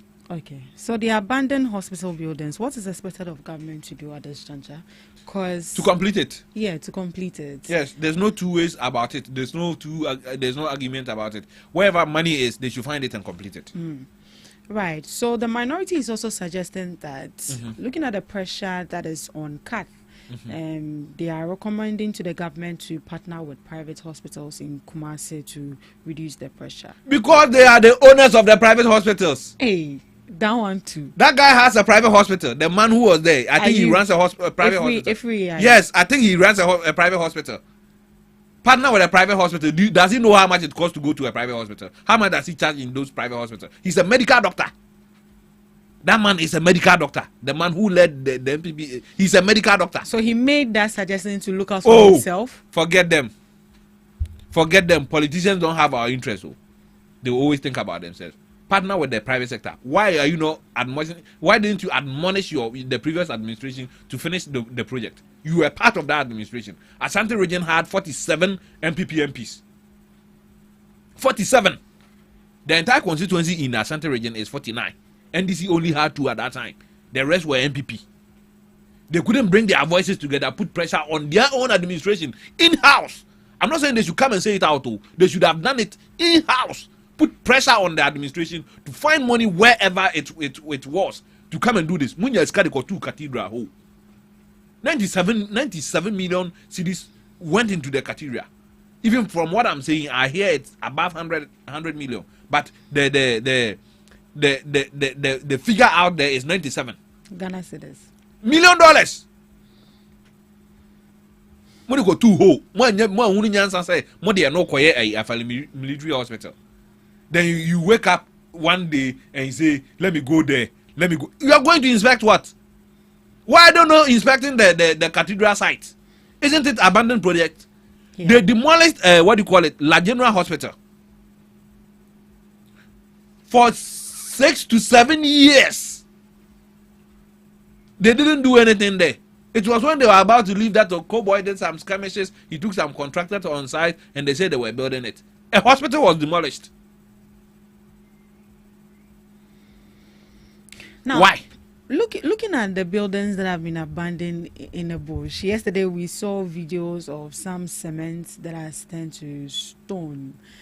Looking at the building itself, is it in a good shape to, for it to continue work, or it has to be renovated or demolished? Because as the building is there, it's not that strong like how it used to be. Okay, so you see, when a project is abandoned, whenever they are coming to start it over again, they bring structural engineers to check the structural integrity of the building. Okay. So I'm sure that once the government allocates funds for it to be done, the contractor would take structural engineers, they check the structural integrity of the project or the building, and then the structural engineers would recommend what needs to be done.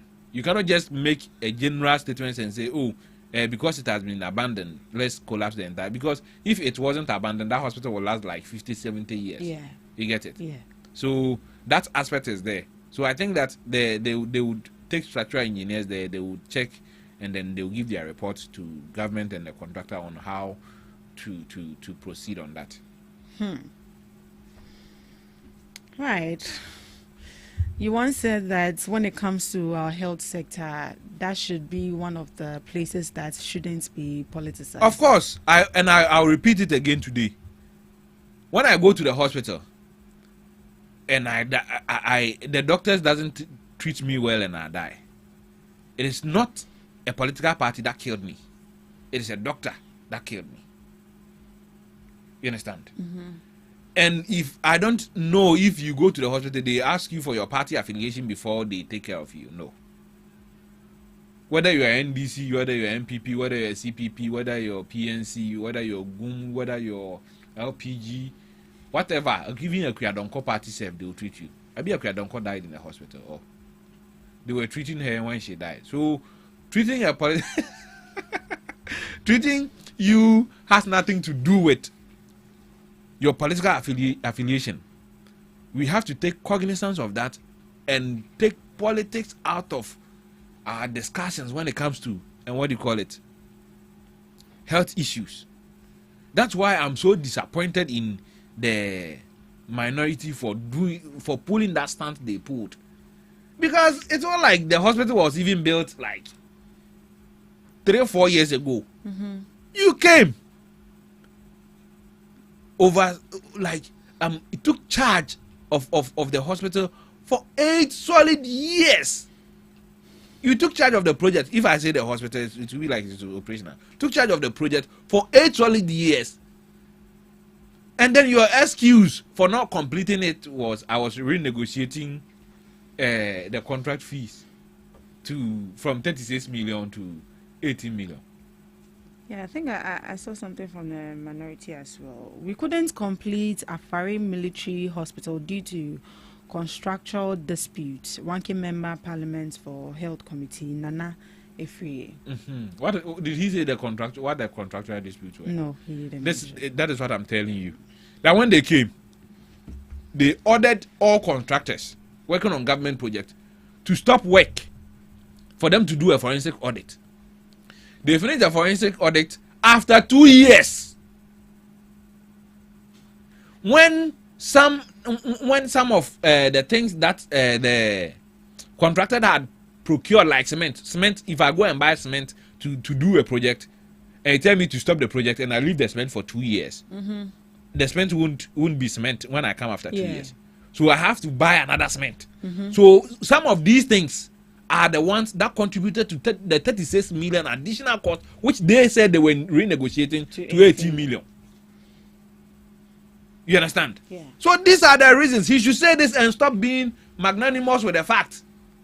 He should say it. Their incompetence led us here. And he was part of the health community then. What did he say? What did he do? Or at that time, the people of Ashanti region didn't need health care? At that time, now Ashanti for here, your friend is saying, yes, sir. If you want to know a for a military hospital, a coup for the jai man, say, you know, Satam na Ashanti for here, and people of Ashanti region, no more here, Ayarasa. It's a Sia John Mahama Abano, and Ashanti for started Yara into me, Ayarasa. Yes, sir. Because it doesn't make sense. It doesn't make sense to me. Yeah, me know your MPP on or she Kambu. Nipa or your MPP no or she Kambu. Because what you say a said nipa bufu.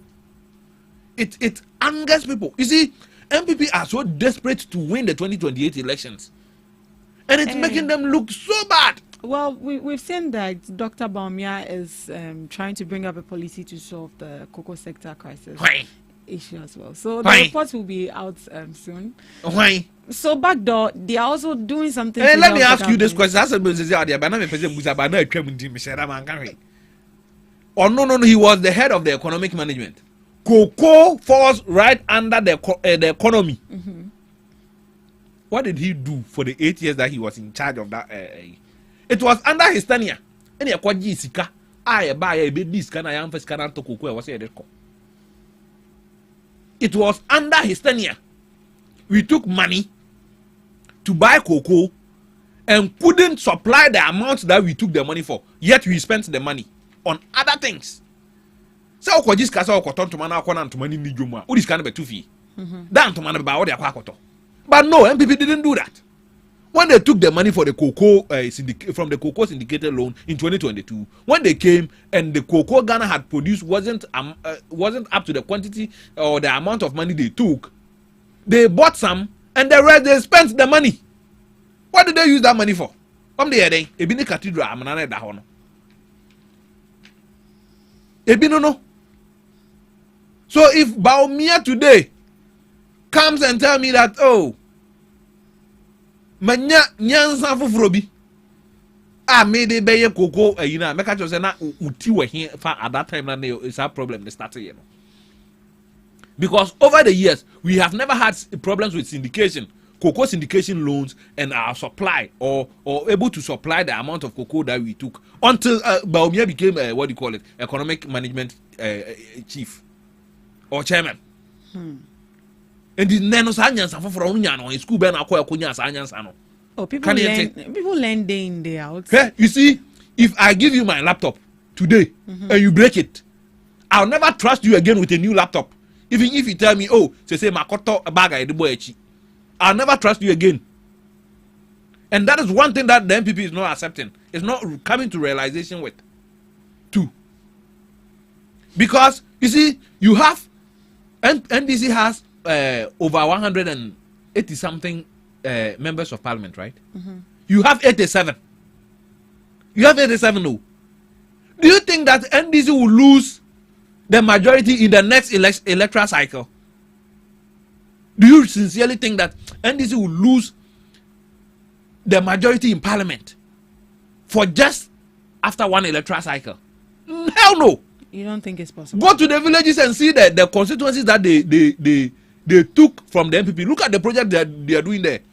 Go so awful. What do you call it? Not. There are roads that were challenging. I've been there recently. Go and see the roads they are doing there. Who will see development and still come and vote against the MP? But I hear brought a report that people are. It is presidential rating. He said Mahama, the ratings of Mahama. Mahama is not contesting the next elections. Okay. Is Mahama contesting the next elections? So MPP should focus on winning some number of parliamentary seats. Close the gap. Then maybe in 2032, they can now think that, oh, maybe we have 40 MPs as deficit. Let's now overcome the 40 and win the presidential election. Even if Baumia wins the presidential election in 2028, they'll have minority in parliament. It's going to be a sketch. Of course. So how what do you call it? Baumia govern. Missing your MPP no. Watch a kambu. Or ba mountain and answer kasa. Na komote and answer kasa ko bema untumi kwan so on contest for a company for na be frɛ na ka say match jai or want some doors. Nipa au court 3 times in a day. Nipa akofe. It will finally be over on July 3rd. No, one case per if it is over, there are other 2 more cases. Oh no, there are other ones that investigating. There are a lot of them under investigation. And one thing I even heard that was funny is that now he has signed a check to go and pay for the Ezim bank loan. And do you know the check that he signed? He signed a check off the bank accounts that has been frozen. Oh. So how then will they withdraw the money? I don't know. I don't know who is advising them. MPP is now becoming too petty. You get it? And this is for you say. You understand? Or you see, when you listen to them, you hear them say NDC say. You see, one typical example is the presidential staffers list that came out. I think yesterday. Yeah. You have 1,000. You MPP had 1,000. 1,000 and something. Find the number for me. I think you have the flyer. So NPP had total staff. They had 1,048. And how much does the NDC have? NDC have 808 in total. And So between 1,808 and a dozen. Oh, of course, 1,000. In the Okotana radio, so argue say. Yeah. Argue say. Yeah. So how do you argue? They had 361 political appointees. And NDC have how many? And NDC has 233 political appointees. They had 687 civil or public service staff for NPP, and NDC now has 575 public service staff. So in every dimension, in the data you just brought, NDC has lesser numbers, isn't it? Mm-hmm. And yesterday I had some funny what do you call it argument. What do you call it? Dennis, yes, his name is Dennis, right? Dennis was making on City TV. Miracle Project. Yes, he said, check the cost. What is the cost? So they asked him, if you know the cost, bring it out. He couldn't bring the cost out. He's asking them. He's asking what do you call it? The government to publish the cost of the 800 and something staffers at the Flagstaff House. Did they publish theirs? Granted that 800 no crowd doors or chair 800 this can be the doors or chair 1,000 no near until my money at 4%. We have had salary increment in this country. Yeah. So that can be the justification as to why Sikana 800 for need no a doors or chair 1,000 no. Senka all the 800 nka bona nduru baby eduru no. That is the point. You had 1,000 staffers, 125 ministers at a point. And you still want to argue. You still want to make a fuss about it. Saying these are some of the things that is causing disaffection toward the MPP party. Obiedi wa sabi na adwin mu da wa or thinking independently. Obe kasa obe make his argument we actually na or no obe adwin. They are doing what they can to put the government on its toes. That is one rule of. You don't do that by being petty. You don't do that by being petty. You don't put the government on its toes by being petty and making illogical argument. Because me 1,000 number, na me 800. Me who is that 1,000 no doso. Say obiakra mie what do you call it? Cost and say me say aduane a 1,000 bedi no doso je aduane nipa 800 bedi. Me boa. Right. So the MPP, what they are doing is they are in a hole. And they are digging to get themselves out of that same hole. Mm-hmm. So what will it do? It will sink them deeper. For me, what per the things that MPP is doing, I didn't vote for them in 2024. And I'm not sure what they are doing will make me vote for them in 2028. So what would you advise the MPP do now? I already said that. They should forget about the winning power. If they win power in 2028, they will have the minority in parliament and it still be the same as NDC being in government. They should concentrate on winning the parliamentary seats. You get it? When they are done in winning more of the parliamentary seats, getting themselves a higher number, then in 2032, they can now begin to think of winning the presidency. 2032. Yes! We are day, Miss. We are day. We are day. 8 years later, I buy the bar. Obitra. We are day. 8 years no bitra. What you have to do is that you put things in place. By the time 8 years in the best no, then you are in position to take over. Then the MPP for a idea. Nanyek Ajimamanu no one about health minister, Nipa or sign contractor, no one and you one the baby health minister. On one of kind of parliament. So no sign contractor or sign contract na be my in he no one minute in was saying. One the baby boomano. Right. Thank you. Oforiata, Miss Enyam was Oforiata. MPP with ya or Baba or be finance minister, that's what advisor to the president on finance or something, economic or something, economy or something. Wenum. Una wouldn't need more. Osafo mafo, or a finance minister, or sign contract or restaurant, or buy any yinedi, or buy a MPP signed by no or a day, no yet a senior minister.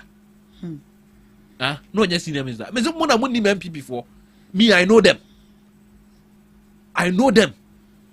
and I have followed this politics for a very long time. So when I sit here to talk about the MPP, it's not that I hate the individuals in the MPP. I hate how they run this country when they win elections. Right. Thank you so much, Mr. Dubik. It's getting heated right here in the studios. Remember that you're streaming live on Facebook at GhanaTalks Radio, on YouTube at GhanaTalks Radio, and also on X at GhanaTalks Radio. Do well to log on, send in your comments, read them back to you. Let's get interactive right here on the morning show. At this juncture, we are going to be delving into the main issue for discussion this morning. And for our first topic, Sedinam Tamaklo's extradition. So the former Chief Executive Officer of the Microfinance and Small Loan Center, Sedinam Tamaklo Ationu, has arrived in Ghana following her extradition from the United States to serve a 10 years prison sentence imposed on her by the Accra High Court. She arrived at the Accra International Airport on Tuesday aboard United Airlines flight UA 996, which landed approximately at 9:01 a.m. after departing from Washington International Airport in the United States at 11:44 a.m. So this is a new development to the case of Sedinam Tamaklo. She has finally arrived in Ghana.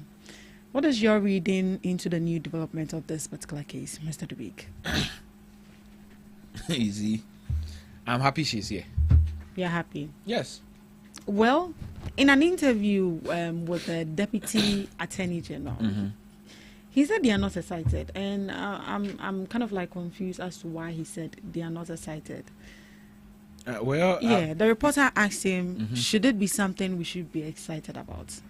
And he said no, they are not excited. That was what he said. I don't know why he said that, but probably it might be the processes she'll have to go through, or the processes that is about to start, But for me, to the best of my knowledge, I think I am happy that she's here. Yeah. So what are the processes? Okay, so now, when you are convicted of a crime as a woman, the first thing they do is that they will take you through a woman. Yes, a medical examination. So that means that the men are not partakers. Men don't get pregnant, so men are not men. But they have crumbs. Madam, so my men don't even know I have cramps. Sure. I have brothers. I see. So and they have cramps.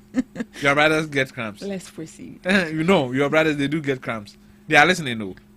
They are listening. CD and then Bismarck. Your sister says that you get cramps. So whatever case you have, you can call me. I'll help you go to court. Right. So that was just by the way. I think that they would have to do that first and ascertain that she's not pregnant or anything before they can send her to the prison service or the prison. The second leg of it is that the woman also has the right to appeal. You see, the Article 30 of our Constitution set out procedures as to how,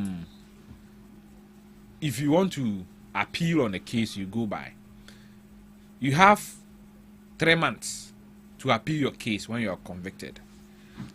When you are convicted? Yes. But she's been convicted for 2 long. years. I'll get there. Right.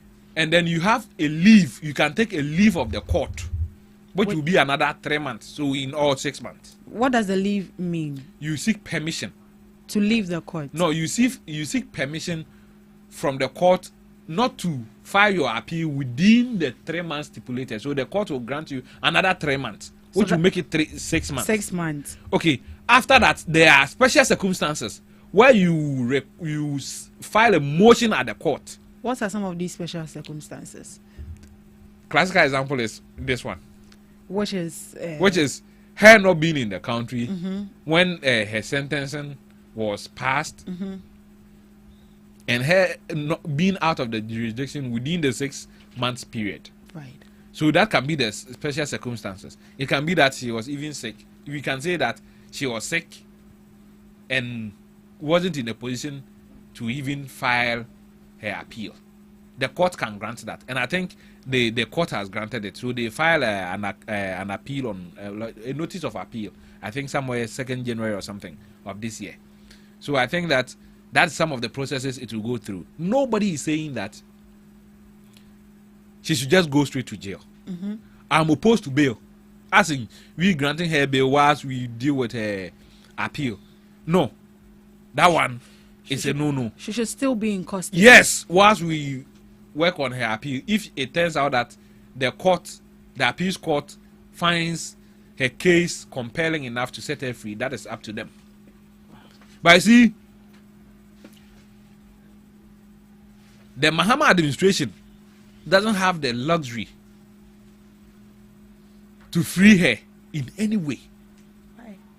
You see, they have corruption perception index. It is perception. It must not be real. It must be perceived. So if the people think that if the people perceive that there's corruption, Mahama's administration is doomed, and that was his doom in 2016. Even though his worst was Akufo-Addo's best. So Mahama's administration doesn't have the luxury to allow this woman go. The best they can do is afford her all the legal regime to fight her case. You see, when she was being prosecuted, you see, one difference between her case and Ofori-Atta's case is that when her case started in 2019, she was charged in 2019. Yes. She was going to court until 2022. When she sought permission from the court, so the court gave her permission. So is it because she appeared, that is why she was charged in absentia? Yeah, you see, her case was already being heard in court. So the court granted her a permission to go and treat herself. Okay. You get it? So after she refused to come back, missed all her timelines, we don't know if her situation got worse or got better, but she just refused not to come. That one, we don't know that fact. But would the courts be able to verify if indeed she was sick for that long? You bring medical report now. Okay, and you bring your medical report, and if push comes to shove, your doctors who were taking care of you would have to come and testify. Okay, so if it happens that is not the case, there's a sanction attached to that as well. No. Would that be a contempt of court? No, we've already punished her. Okay. You can't punish twice. Okay. All that the appeals court will do is that they will say the high court that sentence here was right. Okay. So go and then continue with your sentencing. You understand? Yeah, I get it. So when that happened, when she refused to appear in court, after she missed all her timelines, in 2023, we decided that we will prosecute her in absentia. I hear people say, she was prosecuted in absentia. Why can't we do same for Ofori-Atta? You see, when there's a criminal case being heard in a court, the defendant's plea is taken. They will ask you, Mr. So and so, are you guilty or not? These are your charges. They will read your charges to you and ask you if you are guilty or not. In this case, Sedina Tamaklo was asked, her plea was taken before she left the jurisdiction. So before she left the jurisdiction, her position was known that I'm not guilty. You get it? Yeah. But in this case, Ofori-Atta's case, nobody has taken the plea of Ofori-Atta. So is his lawyers going to answer that question for him? No, the lawyers cannot answer that question for you. And if I hear people say, it is not necessary that you are in court when they are talking, when they are hearing your case, and when they are hearing a criminal case, then I ask them, what is the purpose of a bench warrant then? Then you don't need a bench warrant for anything. I don't need to be in a courtroom when my case is being heard, then you don't need a bench warrant for me. I can decide not to come. You get it? And one aspect of this whole Sedinam Tamaklo issue that baffles me is the law says that if you are sentenced, your sentences commence from the day the judgment was passed. Was declared. So in this circumstance, the one question that other people are asking is that, does it mean she has done 2 years of her sentencing? Me, my opinion, no. Why no? Because yesterday, listening to some lawyers, they said that means that she will have to continue for just 8 years. No, in my opinion, no. Why? But So, is that the rule? That is the law. You see, but sometimes the law is not interpreted by just the words keke. The literal meaning, let me put it that way. You don't take laws by its literal meaning. That law is talking about the person present in court, not the person who has absconded or the person we are trying in absentia. So that means that because she was not present in the country and present in court, in whichever prison they are going to take her, it's being quashed. As in, like, it's not counted as. It's not counted as sentencing. You cannot count that as sentencing. If that is the case, then anybody that commits a crime who decide to run away, they will try the person in absentia. If they sentence him for 20 years, you stay wherever he is for 20 years and come back. That makes sense. Doesn't make sense. Doesn't make any sense. It doesn't. So sometimes, even though there's a literal meaning to laws, you have to attach common sense to interpreting that law. But you mentioned that is the law. No, but I said the literal interpretation of the law is different from the deeper meaning of what the law means. You get it? This law only in my opinion, applies to people who were there or who are present at the court when their sentencing is being made. You get it? Yeah. If that is the case, then I will decide that if I commit a crime and they take me to court, I decide that the day they will pass the judgment, I'll not go to court. I'll run away on that same day. After my sentencing has elapsed, I'll return and say, oh, say here. I did 20 years in the Ashegu. It doesn't make any sense. You get it? So that is the bone of contention among some lawyers as we speak. But to me, this is how I understand it, and this is how I feel it should be.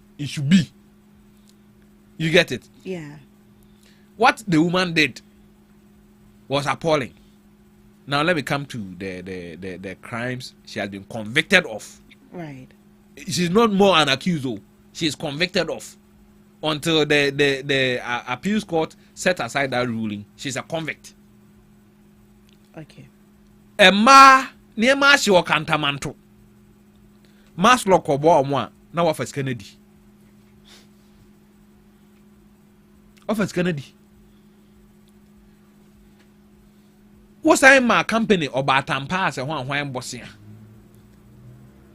And almost say interest rate in a dozen on the dozen, a dozen on the dozen to do Tibet. Was it there be? Mamma Fasican, Mamma Yanni check. Mon red rosy cano, and move you ras while you found me. She takes the money, and nobody knows what she did with the money. The government cannot account for that money. You get it? Yeah.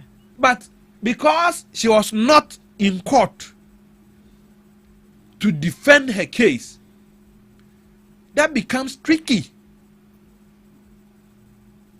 Can what do you call it? Can we apply the rule that she was not heard?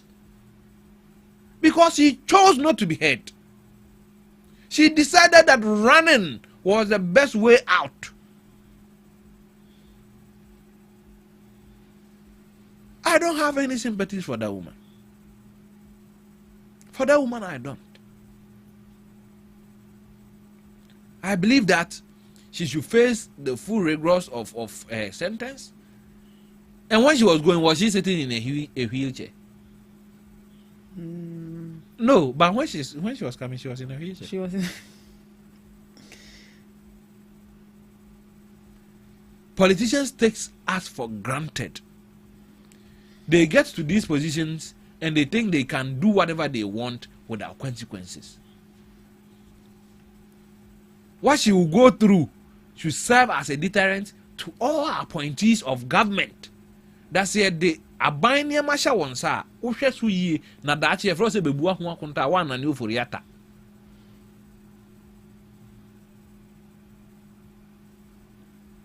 If she had, is she the first Maslog CEO?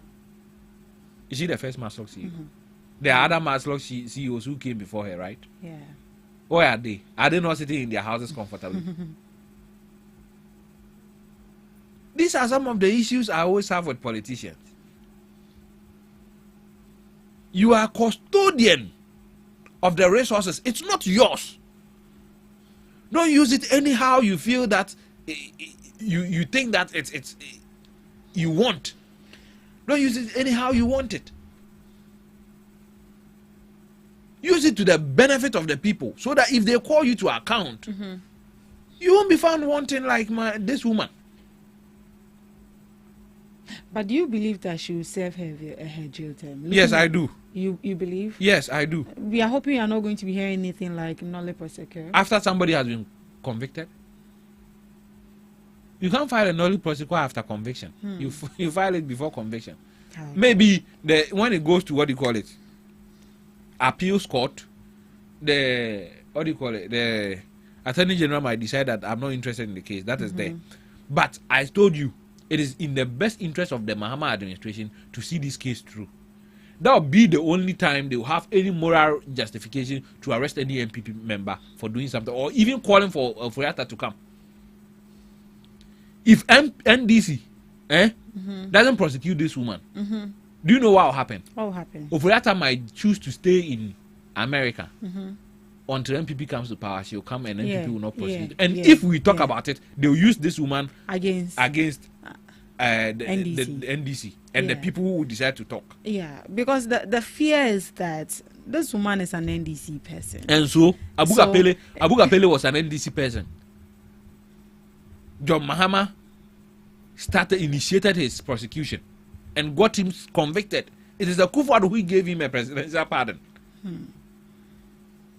So Mahama has the track record of prosecuting his own people, which I can't say for any other president. Right. So this won't be anything different. I hope it's not.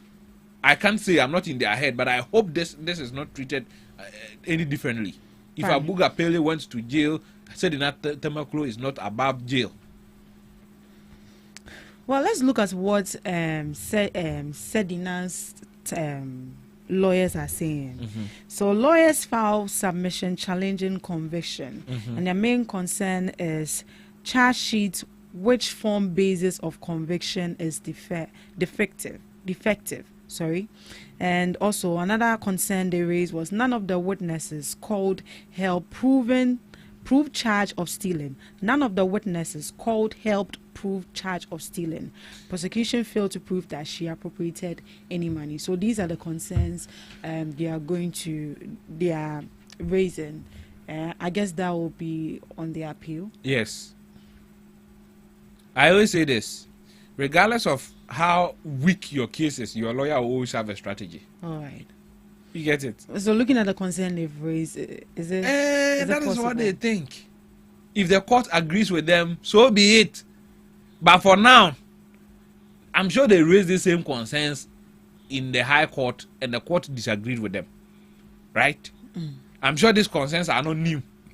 I'm not sure they found these issues all of a sudden or out of the blue.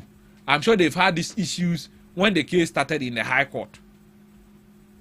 You understand? Yeah. So I'm not sure how they intend to go about this, or I don't even know how the appeals court is going to judge on these issues. But I think that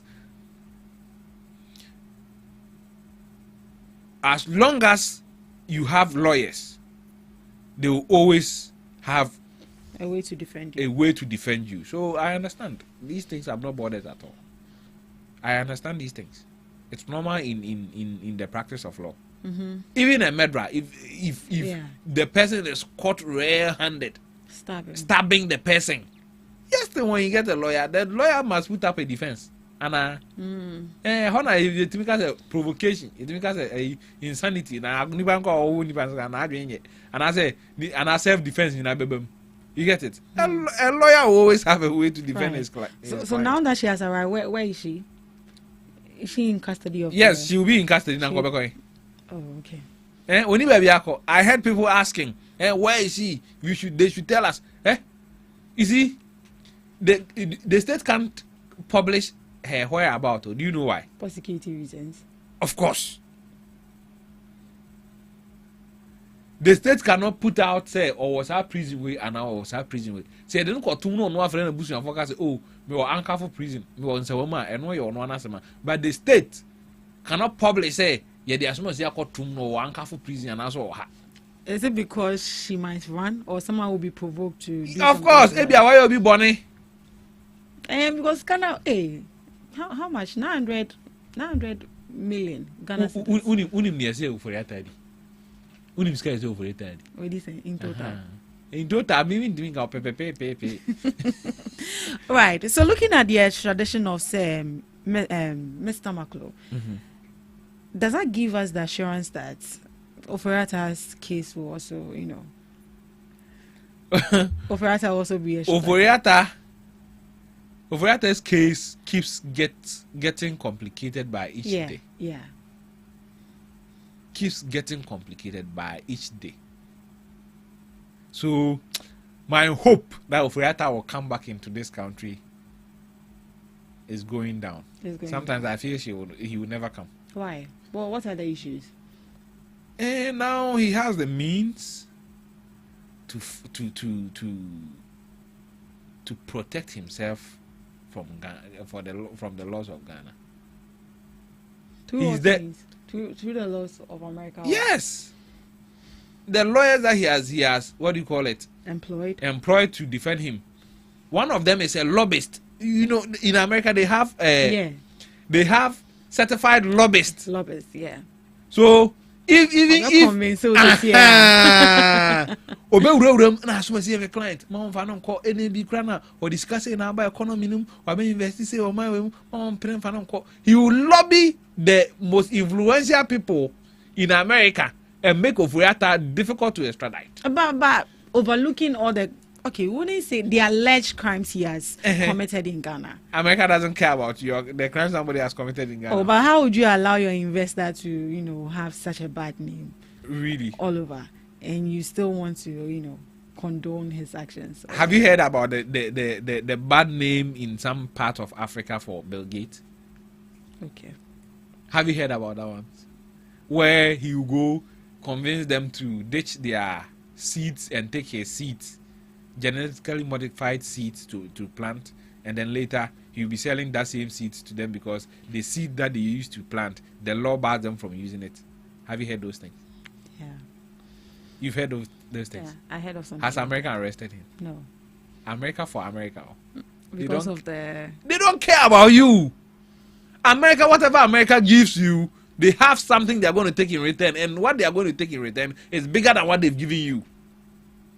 America doesn't just give. They give and take. So they won't just say because Ken Oforiatta has questions to answer in Ghana, they will overlook the investment Oforiatta has made in their economy. Where did it go?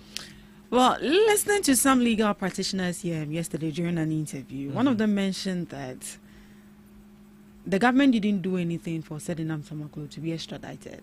That it was the will of US. That is why she is in the country.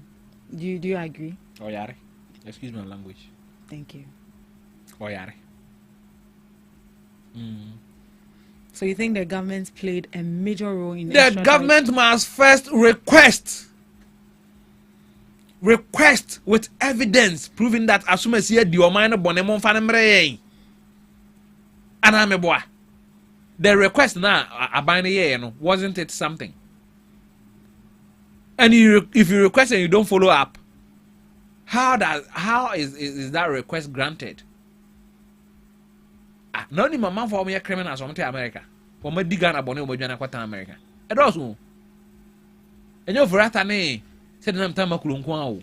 E doso.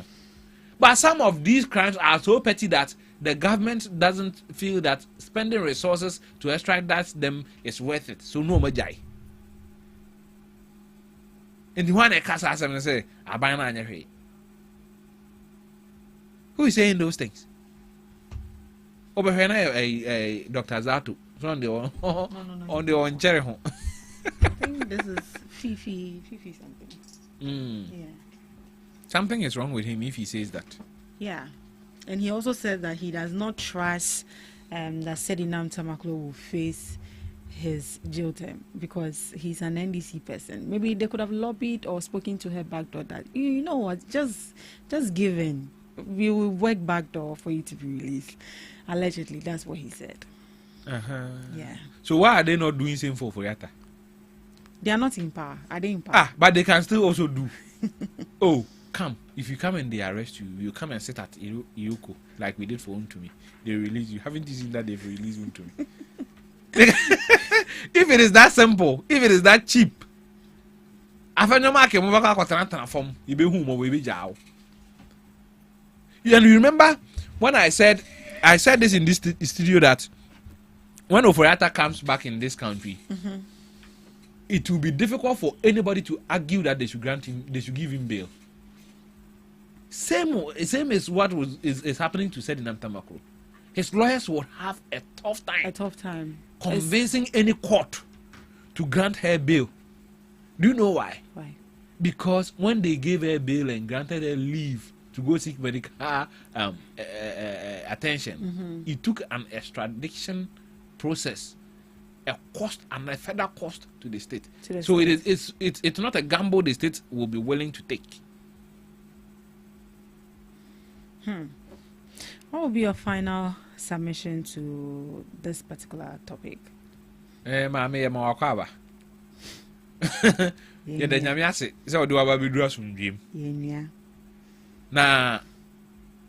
kokoba me dem aban say under no condition should they allow the Ghanaian to suspect that there has been an underhand dealings to free the woman. That will be to the government. Yes, they should be transparent. Me menya kranka na appeals case no komo manambra live on TV. I'm telling you. Because genuinely, if the woman fights her case and wins genuinely, people like the lawyer you just mentioned will not agree that it was genuine. He will always have a reservation. He will always accuse the government for letting her go. So I think that her case, the appeal should be televised. Nasa lawyer ya or kasa say NDC fobe jana manako no no zuhebi. Na say in case ye janoa ye nyina enim kwan a ana nyina so nti a court ni gina ya ejai no. You get it? Yeah. But if that doesn't happen, now it turns out that the woman wins genuinely, people will have doubt, and me myself, I have that same doubt, and I won't begrudge anybody for having that doubt, even though she might have won her case genuinely. But who will be paying?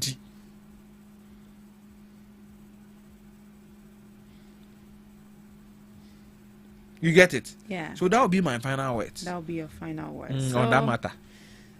So we should be expecting that she'll be serving her jail term, 10 years. Kusu.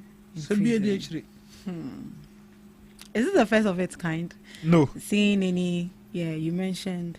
I mentioned Abuga Pele. Yeah, Abuga Pele. I mentioned there's another one, Malamisa. He was a PNC man who later got appointment in the MPP as a sports minister.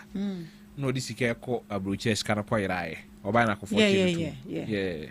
I read about that too. Right, so that will be all for our first topic for discussion. Mr. Dubig, please take a sip of water for me, okay? Okay. You're doing so well. I've been talking for how many? Almost an hour. Yeah, it's hour, not almost. All right. Hey, make us all. This is what you signed up for. Right, let's get into the next issue. President Mahama to assess ministers ahead of possible reshuffle. President John Dramani Mahama has hinted at a possible reshuffle in the coming days as the government prepares to assess the performance of ministers and CEOs of state institutions.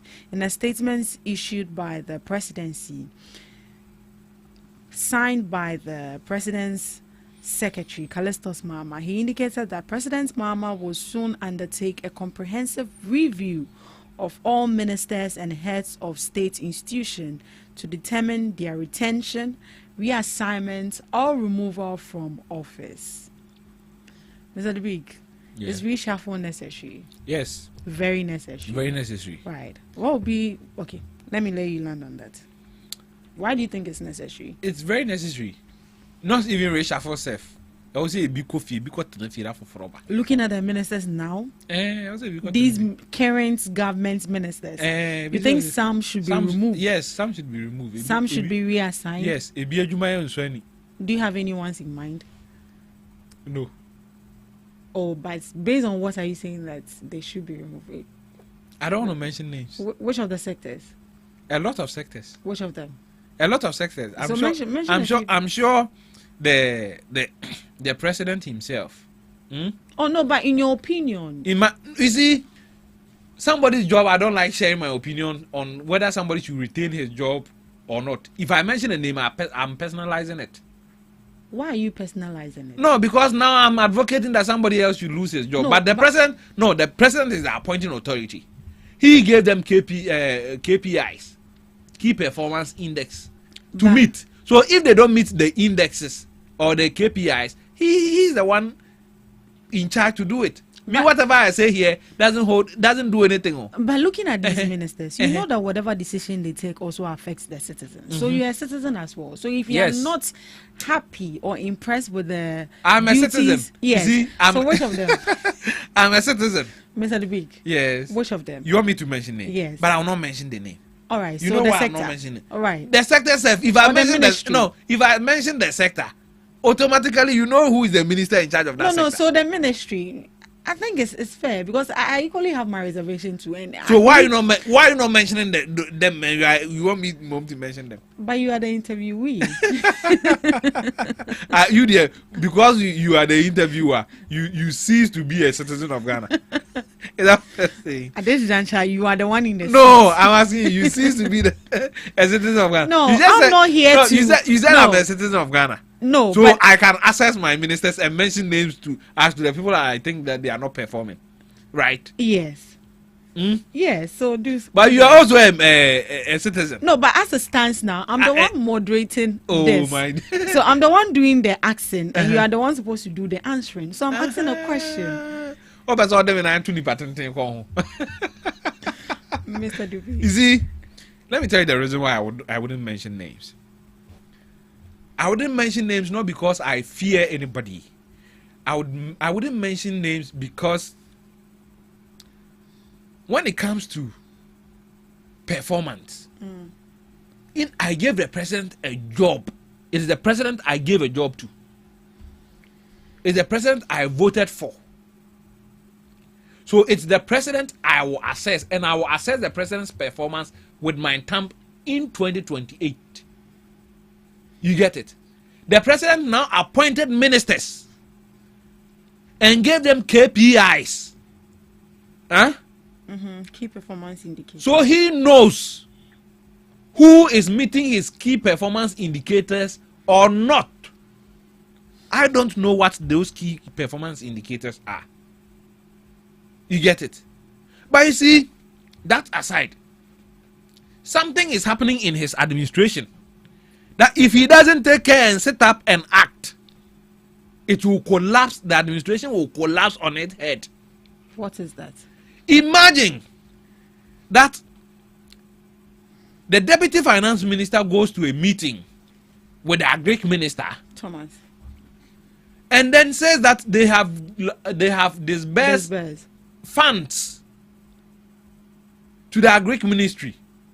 The agric minister sitting there didn't say anything, but the spokesperson of the agric ministry and his aide comes out to call the minister of agric minister for finance a liar. Did he emphatically say he's a liar? They didn't emphatically say he's a liar. But if I say I gave you 10 bottles of water and you come out to say no, I've not received any 10 bottles of water, what am I? What am I? Maybe it could be in the pipeline. So what am I? In your opinion, to come out and debunk the fact that I've not given you the 10 bottles of water makes me a liar. I lied. And what is the implication of that? You see, they are all cabinet ministers who this issue could have been resolved with just a letter, internal memo. From who? From the Minister of Agric, requesting the Minister of Finance to explain things further to him. Was the public spectacle necessary? Was the public spectacle necessary? If you make each other look bad, who does it affect? It affects the administration you are part of. So if you say, I have disbursed this amount, and you haven't, and the farmers start agitating, the Greek ministry, they've given them this money to do this for us and they've not given it to us. Who do you think the farmers will vote against? Would they vote against the Greek minister? They will vote against your administration, the government, the party that you are part of. If you call the the finance minister a liar, and people say, oh, he's sitting on the money, and because of that we are struggling, and they decide to vote against you based on that, are they voting against just the finance minister? They are voting against the administration, the NDC party. So that public spectacle was unnecessary. They could have resolved this at the cabinet level. They could have taken this issue to the cabinet and resolved it there. Internally. Yes, issue case die. But you see, sometimes the people we employ to work with us wants to prove their loyalty. Mm-hmm. They are itching to be seen. So I always say that be careful when you are a leader. The people you surround yourself with, they can be your downfall. When better particulars was produced, it turned out that the money had been disbursed. It is just with what do you call it? The accountant general who is supposed to release the funds to the Agric ministry. You get it? So the fact that you've not received the money doesn't mean the money has not been, authorization has not been given for that money to be sent to you. So the what do you call it? When you're doing accounting, there are some reasons that can make your books not balanced, and some of it can be lack of information. And this is a typical example of that.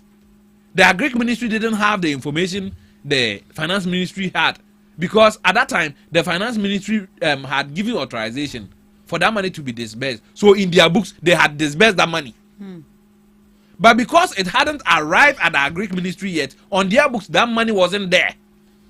So all you had to do is meet internally and reconcile the figures, reconcile the information, share the information, and this thing could have resolved. You see, I don't understand even why politicians in this country doesn't learn.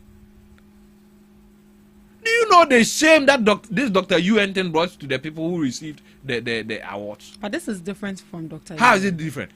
This award scheme has been there for quite some time, and this is their 6th edition. I don't care. And Napo is a beneficiary. No, I'll get there. Just don't rush. You make me jump over some of the issues I want to deal with. I'll get there. Some say one more MPP for them Kambu. Me say Nipa or MPP or Kambu, but I'll get there. You see, an award scheme that requires you to pay, that requires the ordinary person to vote, is not a proper award scheme. You get it? I can be the dumbest person in this room, and there will be another radio station with a very intelligent analyst. But the workers here are more than the people there that works in that radio station. Okay, you let me use Joy Multimedia and GhanaTalks Radio as an example. Multimedia has a lot of workers. Yeah. So if you think that me and an analyst sitting on Multimedia, if we are fighting for an award that demands that people vote, do you think I'll win that vote ahead of Multimedia person? Because colleague workers will vote. Even if everybody in this what do you call it, studio or this institution decide to vote for me, We are not even more than one department at multimedia. So if the person at multimedia wins such an award ahead of me, does it mean that he is better than I am when it comes to analysis? No. That alone shouldn't be the reason to say that, oh, you are judge best regional minister. Hey, Greater Accra regional minister, the best regional minister. They said they assess her based on what? Performance in 2025. Now 2026 they don't come. Now 2025 no yeah. So street lights. And then she said she also saw flooding issues also. And yeah, then I asked about 2026. Also, it's due to your indiscipline. Also, then by. It's due to your indiscipline. You are throwing rubbish in the gutters. And no one am flat number. I say I can't. And no me was no one. What one? Eh? Nsuo mu kura no maton ma obi no afeelesi dan no eno enko se a flat me rob insu rob anon kwa na de flat number. And see, let me get to the MPP bit. You see, an institution has organized award scheme for 6 years. Out of the 6 years, 4 years has been under you. Your ministers benefited from that same award. Who you na ye can also cash for award. Now ministers they no more than no mutu the award. Yet the same cash. If you had principle, come on what to. Because the award scheme has been there for 6 years. You received like you were a participant for 4 times. Napo even won what do you call it? The best minister. Yeah. Napo. Doom see man. Mo confirm timetable mbra. We best minister. So you think it's the right thing the president did to ban such awards? He cannot ban the awards. Well, he banned it. He said refrain, which means desist. I'm saying that he cannot ban the awards. The president can't. Ediamra said me organize the awards. He's banning his appointees. Good. Now having our cancer, the person cano. What I say? It is up to his appointees not to avail themselves for such an award schemes. So that means that if any institution or any organization at all just wants to recognize now politicians cry the award here. So the politicians' award should come from the citizens. Yes, and only about 7th December. No? That is the award. More than most any award to continue. And yes, sir. And yes, sir. Award the baby. Tell me, what more is award? How many votes has it added to the votes that they will get in 2020? Do you think people will vote for them just because one of them became best minister and one of them became what do you call it? Best regional minister and one of them became best CEO? But at least it will encourage them to. One of the best CEO, man. Best CEO, I didn't get that. Check on Google. Let's see who won the best CEO. Sammy Jemfi was not the best CEO. I mean, if I offer. Was he there? He wasn't even. No, I'm saying that Sammy Jemfi is there. His work is impacting the economy as a whole, and give best CEO to somebody else. Does it make sense to you? Do you know the best CEO? I don't know, so that's why I'm asking you but I don't know if Sammy Jemfi is the one who won. Who won? Still searching. Search here. Samento nyomozola search we and ento aswa. So now your overall comments on the performance of the ministers, you still not. Well, some of them has done a tremendous job, and those that have done a tremendous job, I wouldn't shy away from mentioning their names. You get it? Atoforsen is one of them. Mm-hmm. The foreign minister Okujato Ablakwa is one of them. Sam George, you can hate him or like him. I think he's doing a good job. Sam George? Yes! Okay. Sam George is doing a good job. The health minister? He's doing a good job. Roads? Hey, one of my fantastic men. He's doing a very good job. Education?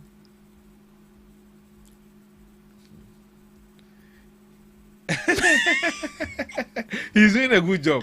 Education, he's doing a good job. Do you think there's something he needs to improve? Of course. Which is? See, our educational sector is very challenged. And it's if you don't put extra effort, we might think you are not working. Is he putting in extra effort? He's working. He's working. He's working. But for the challenges that he inherited in that sector, he needs to do more. He needs to and do I think more. that he can do better than he's doing right now. Yeah, there's a picketing happening today at the Ministry of For the Education. picketing, he doesn't have control over it too. It will happen. It is what do you call it? The clearance you get will determine the number of people you can employ. If he gets clearance for 7,000 people, he can only employ 7,000 people. Right. He can't go beyond that. Right. You get it? Yeah. And so for the picketing there, it will happen. It will happen. It is not something that he can control. He can lobby for more. Looking at how influential he is within the NDC, I think that he can use his influence to get more numbers cleared for him to employ. But aside that, I don't think he can do much about the picketing issue. All right. Tourism. How they mean who you? Jifa Gomashi. I'm not seeing anything. You're not seeing anything. Is she part of the ministers you like for them to be removed? Or reassigned? I like. Do I have that power to like somebody? No. Is she one of the ministers your opinion that you think they need to improve or do better? She needs to work harder. For tourism, she needs to work harder. What are we lacking in our tourism sector? Interest. And some of these things are interlinked. They are interlinked in so many ways. You see, when the road to a tourist site is bad, it is not the duty of the tourism minister to fix the road. It is the minister of the duty of the minister of roads to fix the road towards that place. But you have to coordinate with the ministry of roads to make sure that roads heading towards tourist attraction centers that gives us certain level of amount of money every year should be prioritized and done. All right. You get it? Because it means that if the roads are better, it means more people will be willing to even go there. So these are some of the things that I think she can do. Yeah, I think speaking to some tourists somewhere in December, one thing they also mentioned was rest stops. So you see, these are some of the things she can coordinate with Ministry of Works and Housing to get all these things, rest stops built, coordinate with Ministry of Roads to make sure that some of these tourist centers, their roads are done. Right. You get it? Because if that it is business. Dubai, what does Dubai do?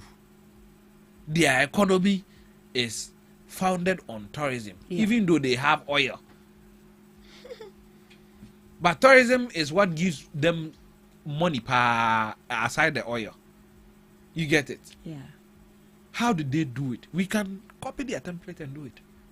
Akufo-Addo started a fantastic initiative, the Year of Return. It was fantastic. Yeah.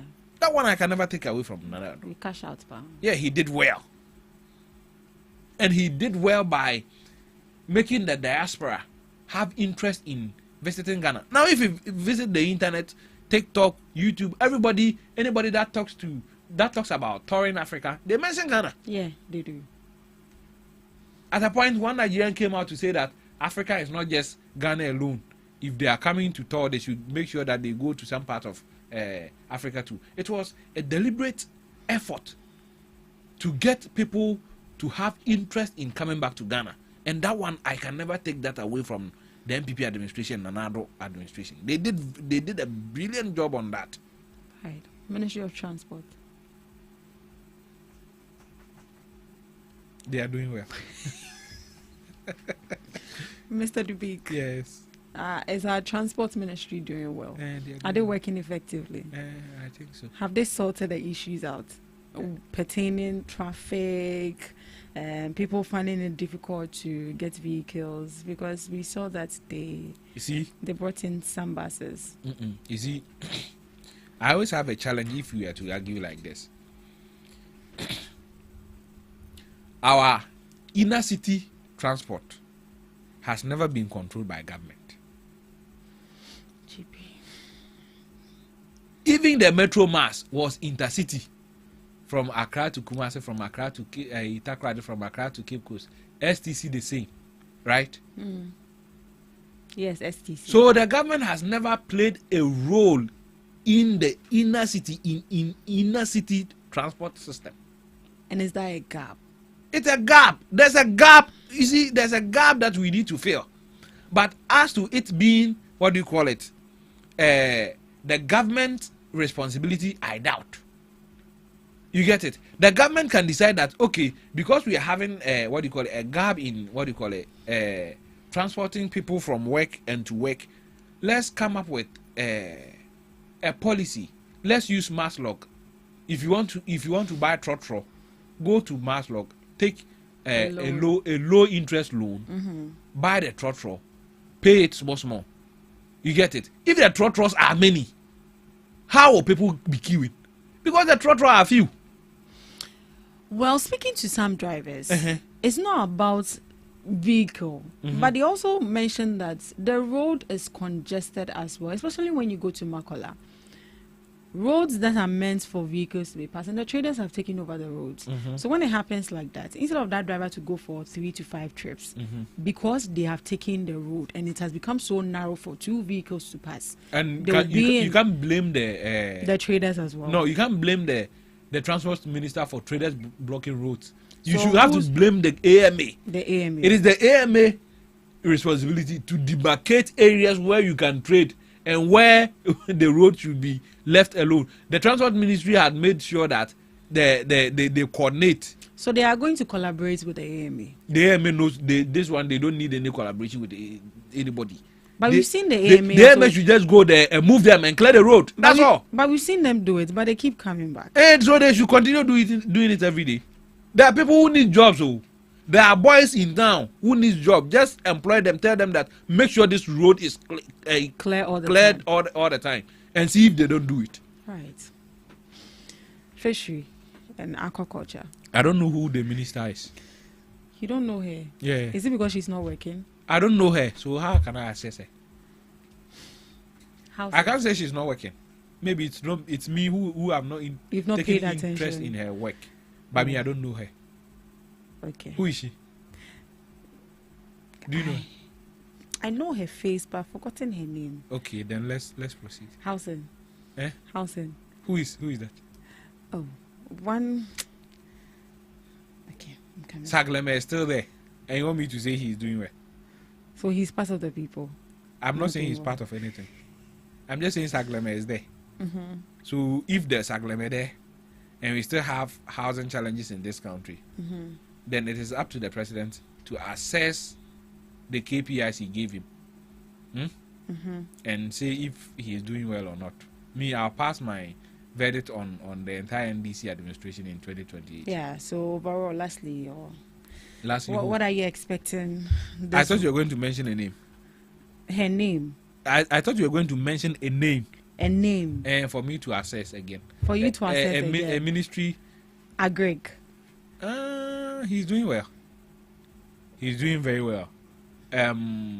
Just that I have noticed that his vim, his enthusiasm has gone down a little bit. Why? I don't know. But how was it in the first year? Oh, the first year he was out there. Boku was everywhere. More than his deputy. Yes.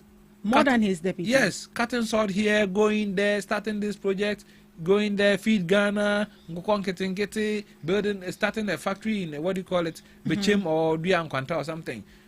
He was visible, but now I think his visibility has gone down a little bit. Even though I think that visibility doesn't necessarily mean that you are working or anything, but I think that he can do better. He can do I know better. him very well. He's a very brilliant man, very intelligent man, and if he puts his heart to something, he gets it done. He gets it done. Who else? Energy. John Janapo is doing very well. Very well. Yes. Do you think he's been able to handle this whole yeah. controversies around Of himself? course. Oh, nice. Anytime they start the propaganda, within a week it's dead. It's dead.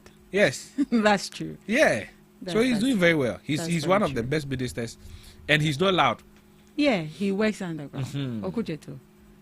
I said it. Okujeto will be one of my top picks. Interior Minister. Oh, he's doing well. Have you? Yes, Muntaka is doing very well. Oh. Muntaka is doing well. Have you noticed that? Don't stop laughing. Oh. Have you noticed that? Now, they rob somebody, and within a week they are arrested. That person is arrested. Yeah. I don't know if it is the IGP who is doing it or the minister who is doing it. As a tracker. We are an and I just one. Yeah. We are I love that. I love the strategies that has been put in place for us to be able to achieve these things, and I think that the minister has done well. And I don't mind him sitting in that ministry for the entire duration of Mohammed's administration. I don't mind. So lastly, Minister for Justice, Attorney General. I would say he's one of my best ministers. Best minister. Yes. The expectation we have, or how desperate we are to see people go to jail, that's why we think that he's not doing well. Because Charlie partial. When MPP won elections, yeah, it took 2 years before they charged Sedinam Tamaklo. They convicted him in 2024. Yeah. They convicted her in 2024, right? It started in 2019. 2022. 2024. So how many years did it take? That's like 6 years now. Of course. So if Untumi's case within a space of 2 years is about to be ruled upon, then I think he's doing well. All right. So overall, what is your expectation for the reshuffle? Well, I don't expect much. I think that this reshuffle will be more of CEOs than ministers, because I think a few ministers or deputy ministers will be removed or something, but I expect to see deputy ministers. Yes, they have removed. A few. Yes. Yeah, they have a few. I think that the main ministers, some of them are doing very well, and I think the majority of them will stay or will be sent to a different ministry which is underperforming. I think that they will just send ministers who are performing to underperforming ministries to get them also up, but it shouldn't be. It's not going to be because somebody performed poorly. That's why they are taking the person off. It will be just to boost other ministries that are not performing well. Right. So you asked about the best CEO of the Ministers Awards and honors. So Professor George Ejay, Director General of the Ghana Standards Authority, awarded Best Performing CEO. We have Julius Nikwe Kote, Chief Executive Officer of the Driver and Vehicle Licensing Authority, awarded Best CEO. And we also have Ruth Della Sedo, Director General of the Ghana National Service Authority, awarded Best Performing CEO. So these are the three people. Would you say you are disappointed in them? No, I'm not disappointed. You are not disappointed in them? I'm not. Is it because of the nature of persons or their caliber of persons? It is a criteria. Oh, okay. It is a criteria. So if I don't have money to pay, I'll not get. All right.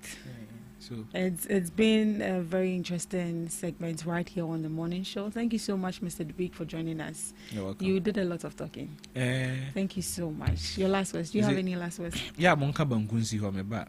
Yanka Benku. Me career producer. Me kasa we are not more than Banku na mama medi. Why never kasa Benku? Me say wa Monka. Say me modi. Muna mo wenti say ade won abeka na na say e bi enim kan Debbie ana say Regina beka na maka say me dem da say me buy si wona me kasa wi na mo de ama me say yo yate Kofi Banku ni yo yate ofa Kofi. Thank you so much for joining us on the morning show. We had such an interactive time right here on the show. Thank you to Mr. Dubik, our lovely listeners and viewers. Thank you so much for joining us. We'll meet same time tomorrow. Do have a lovely day.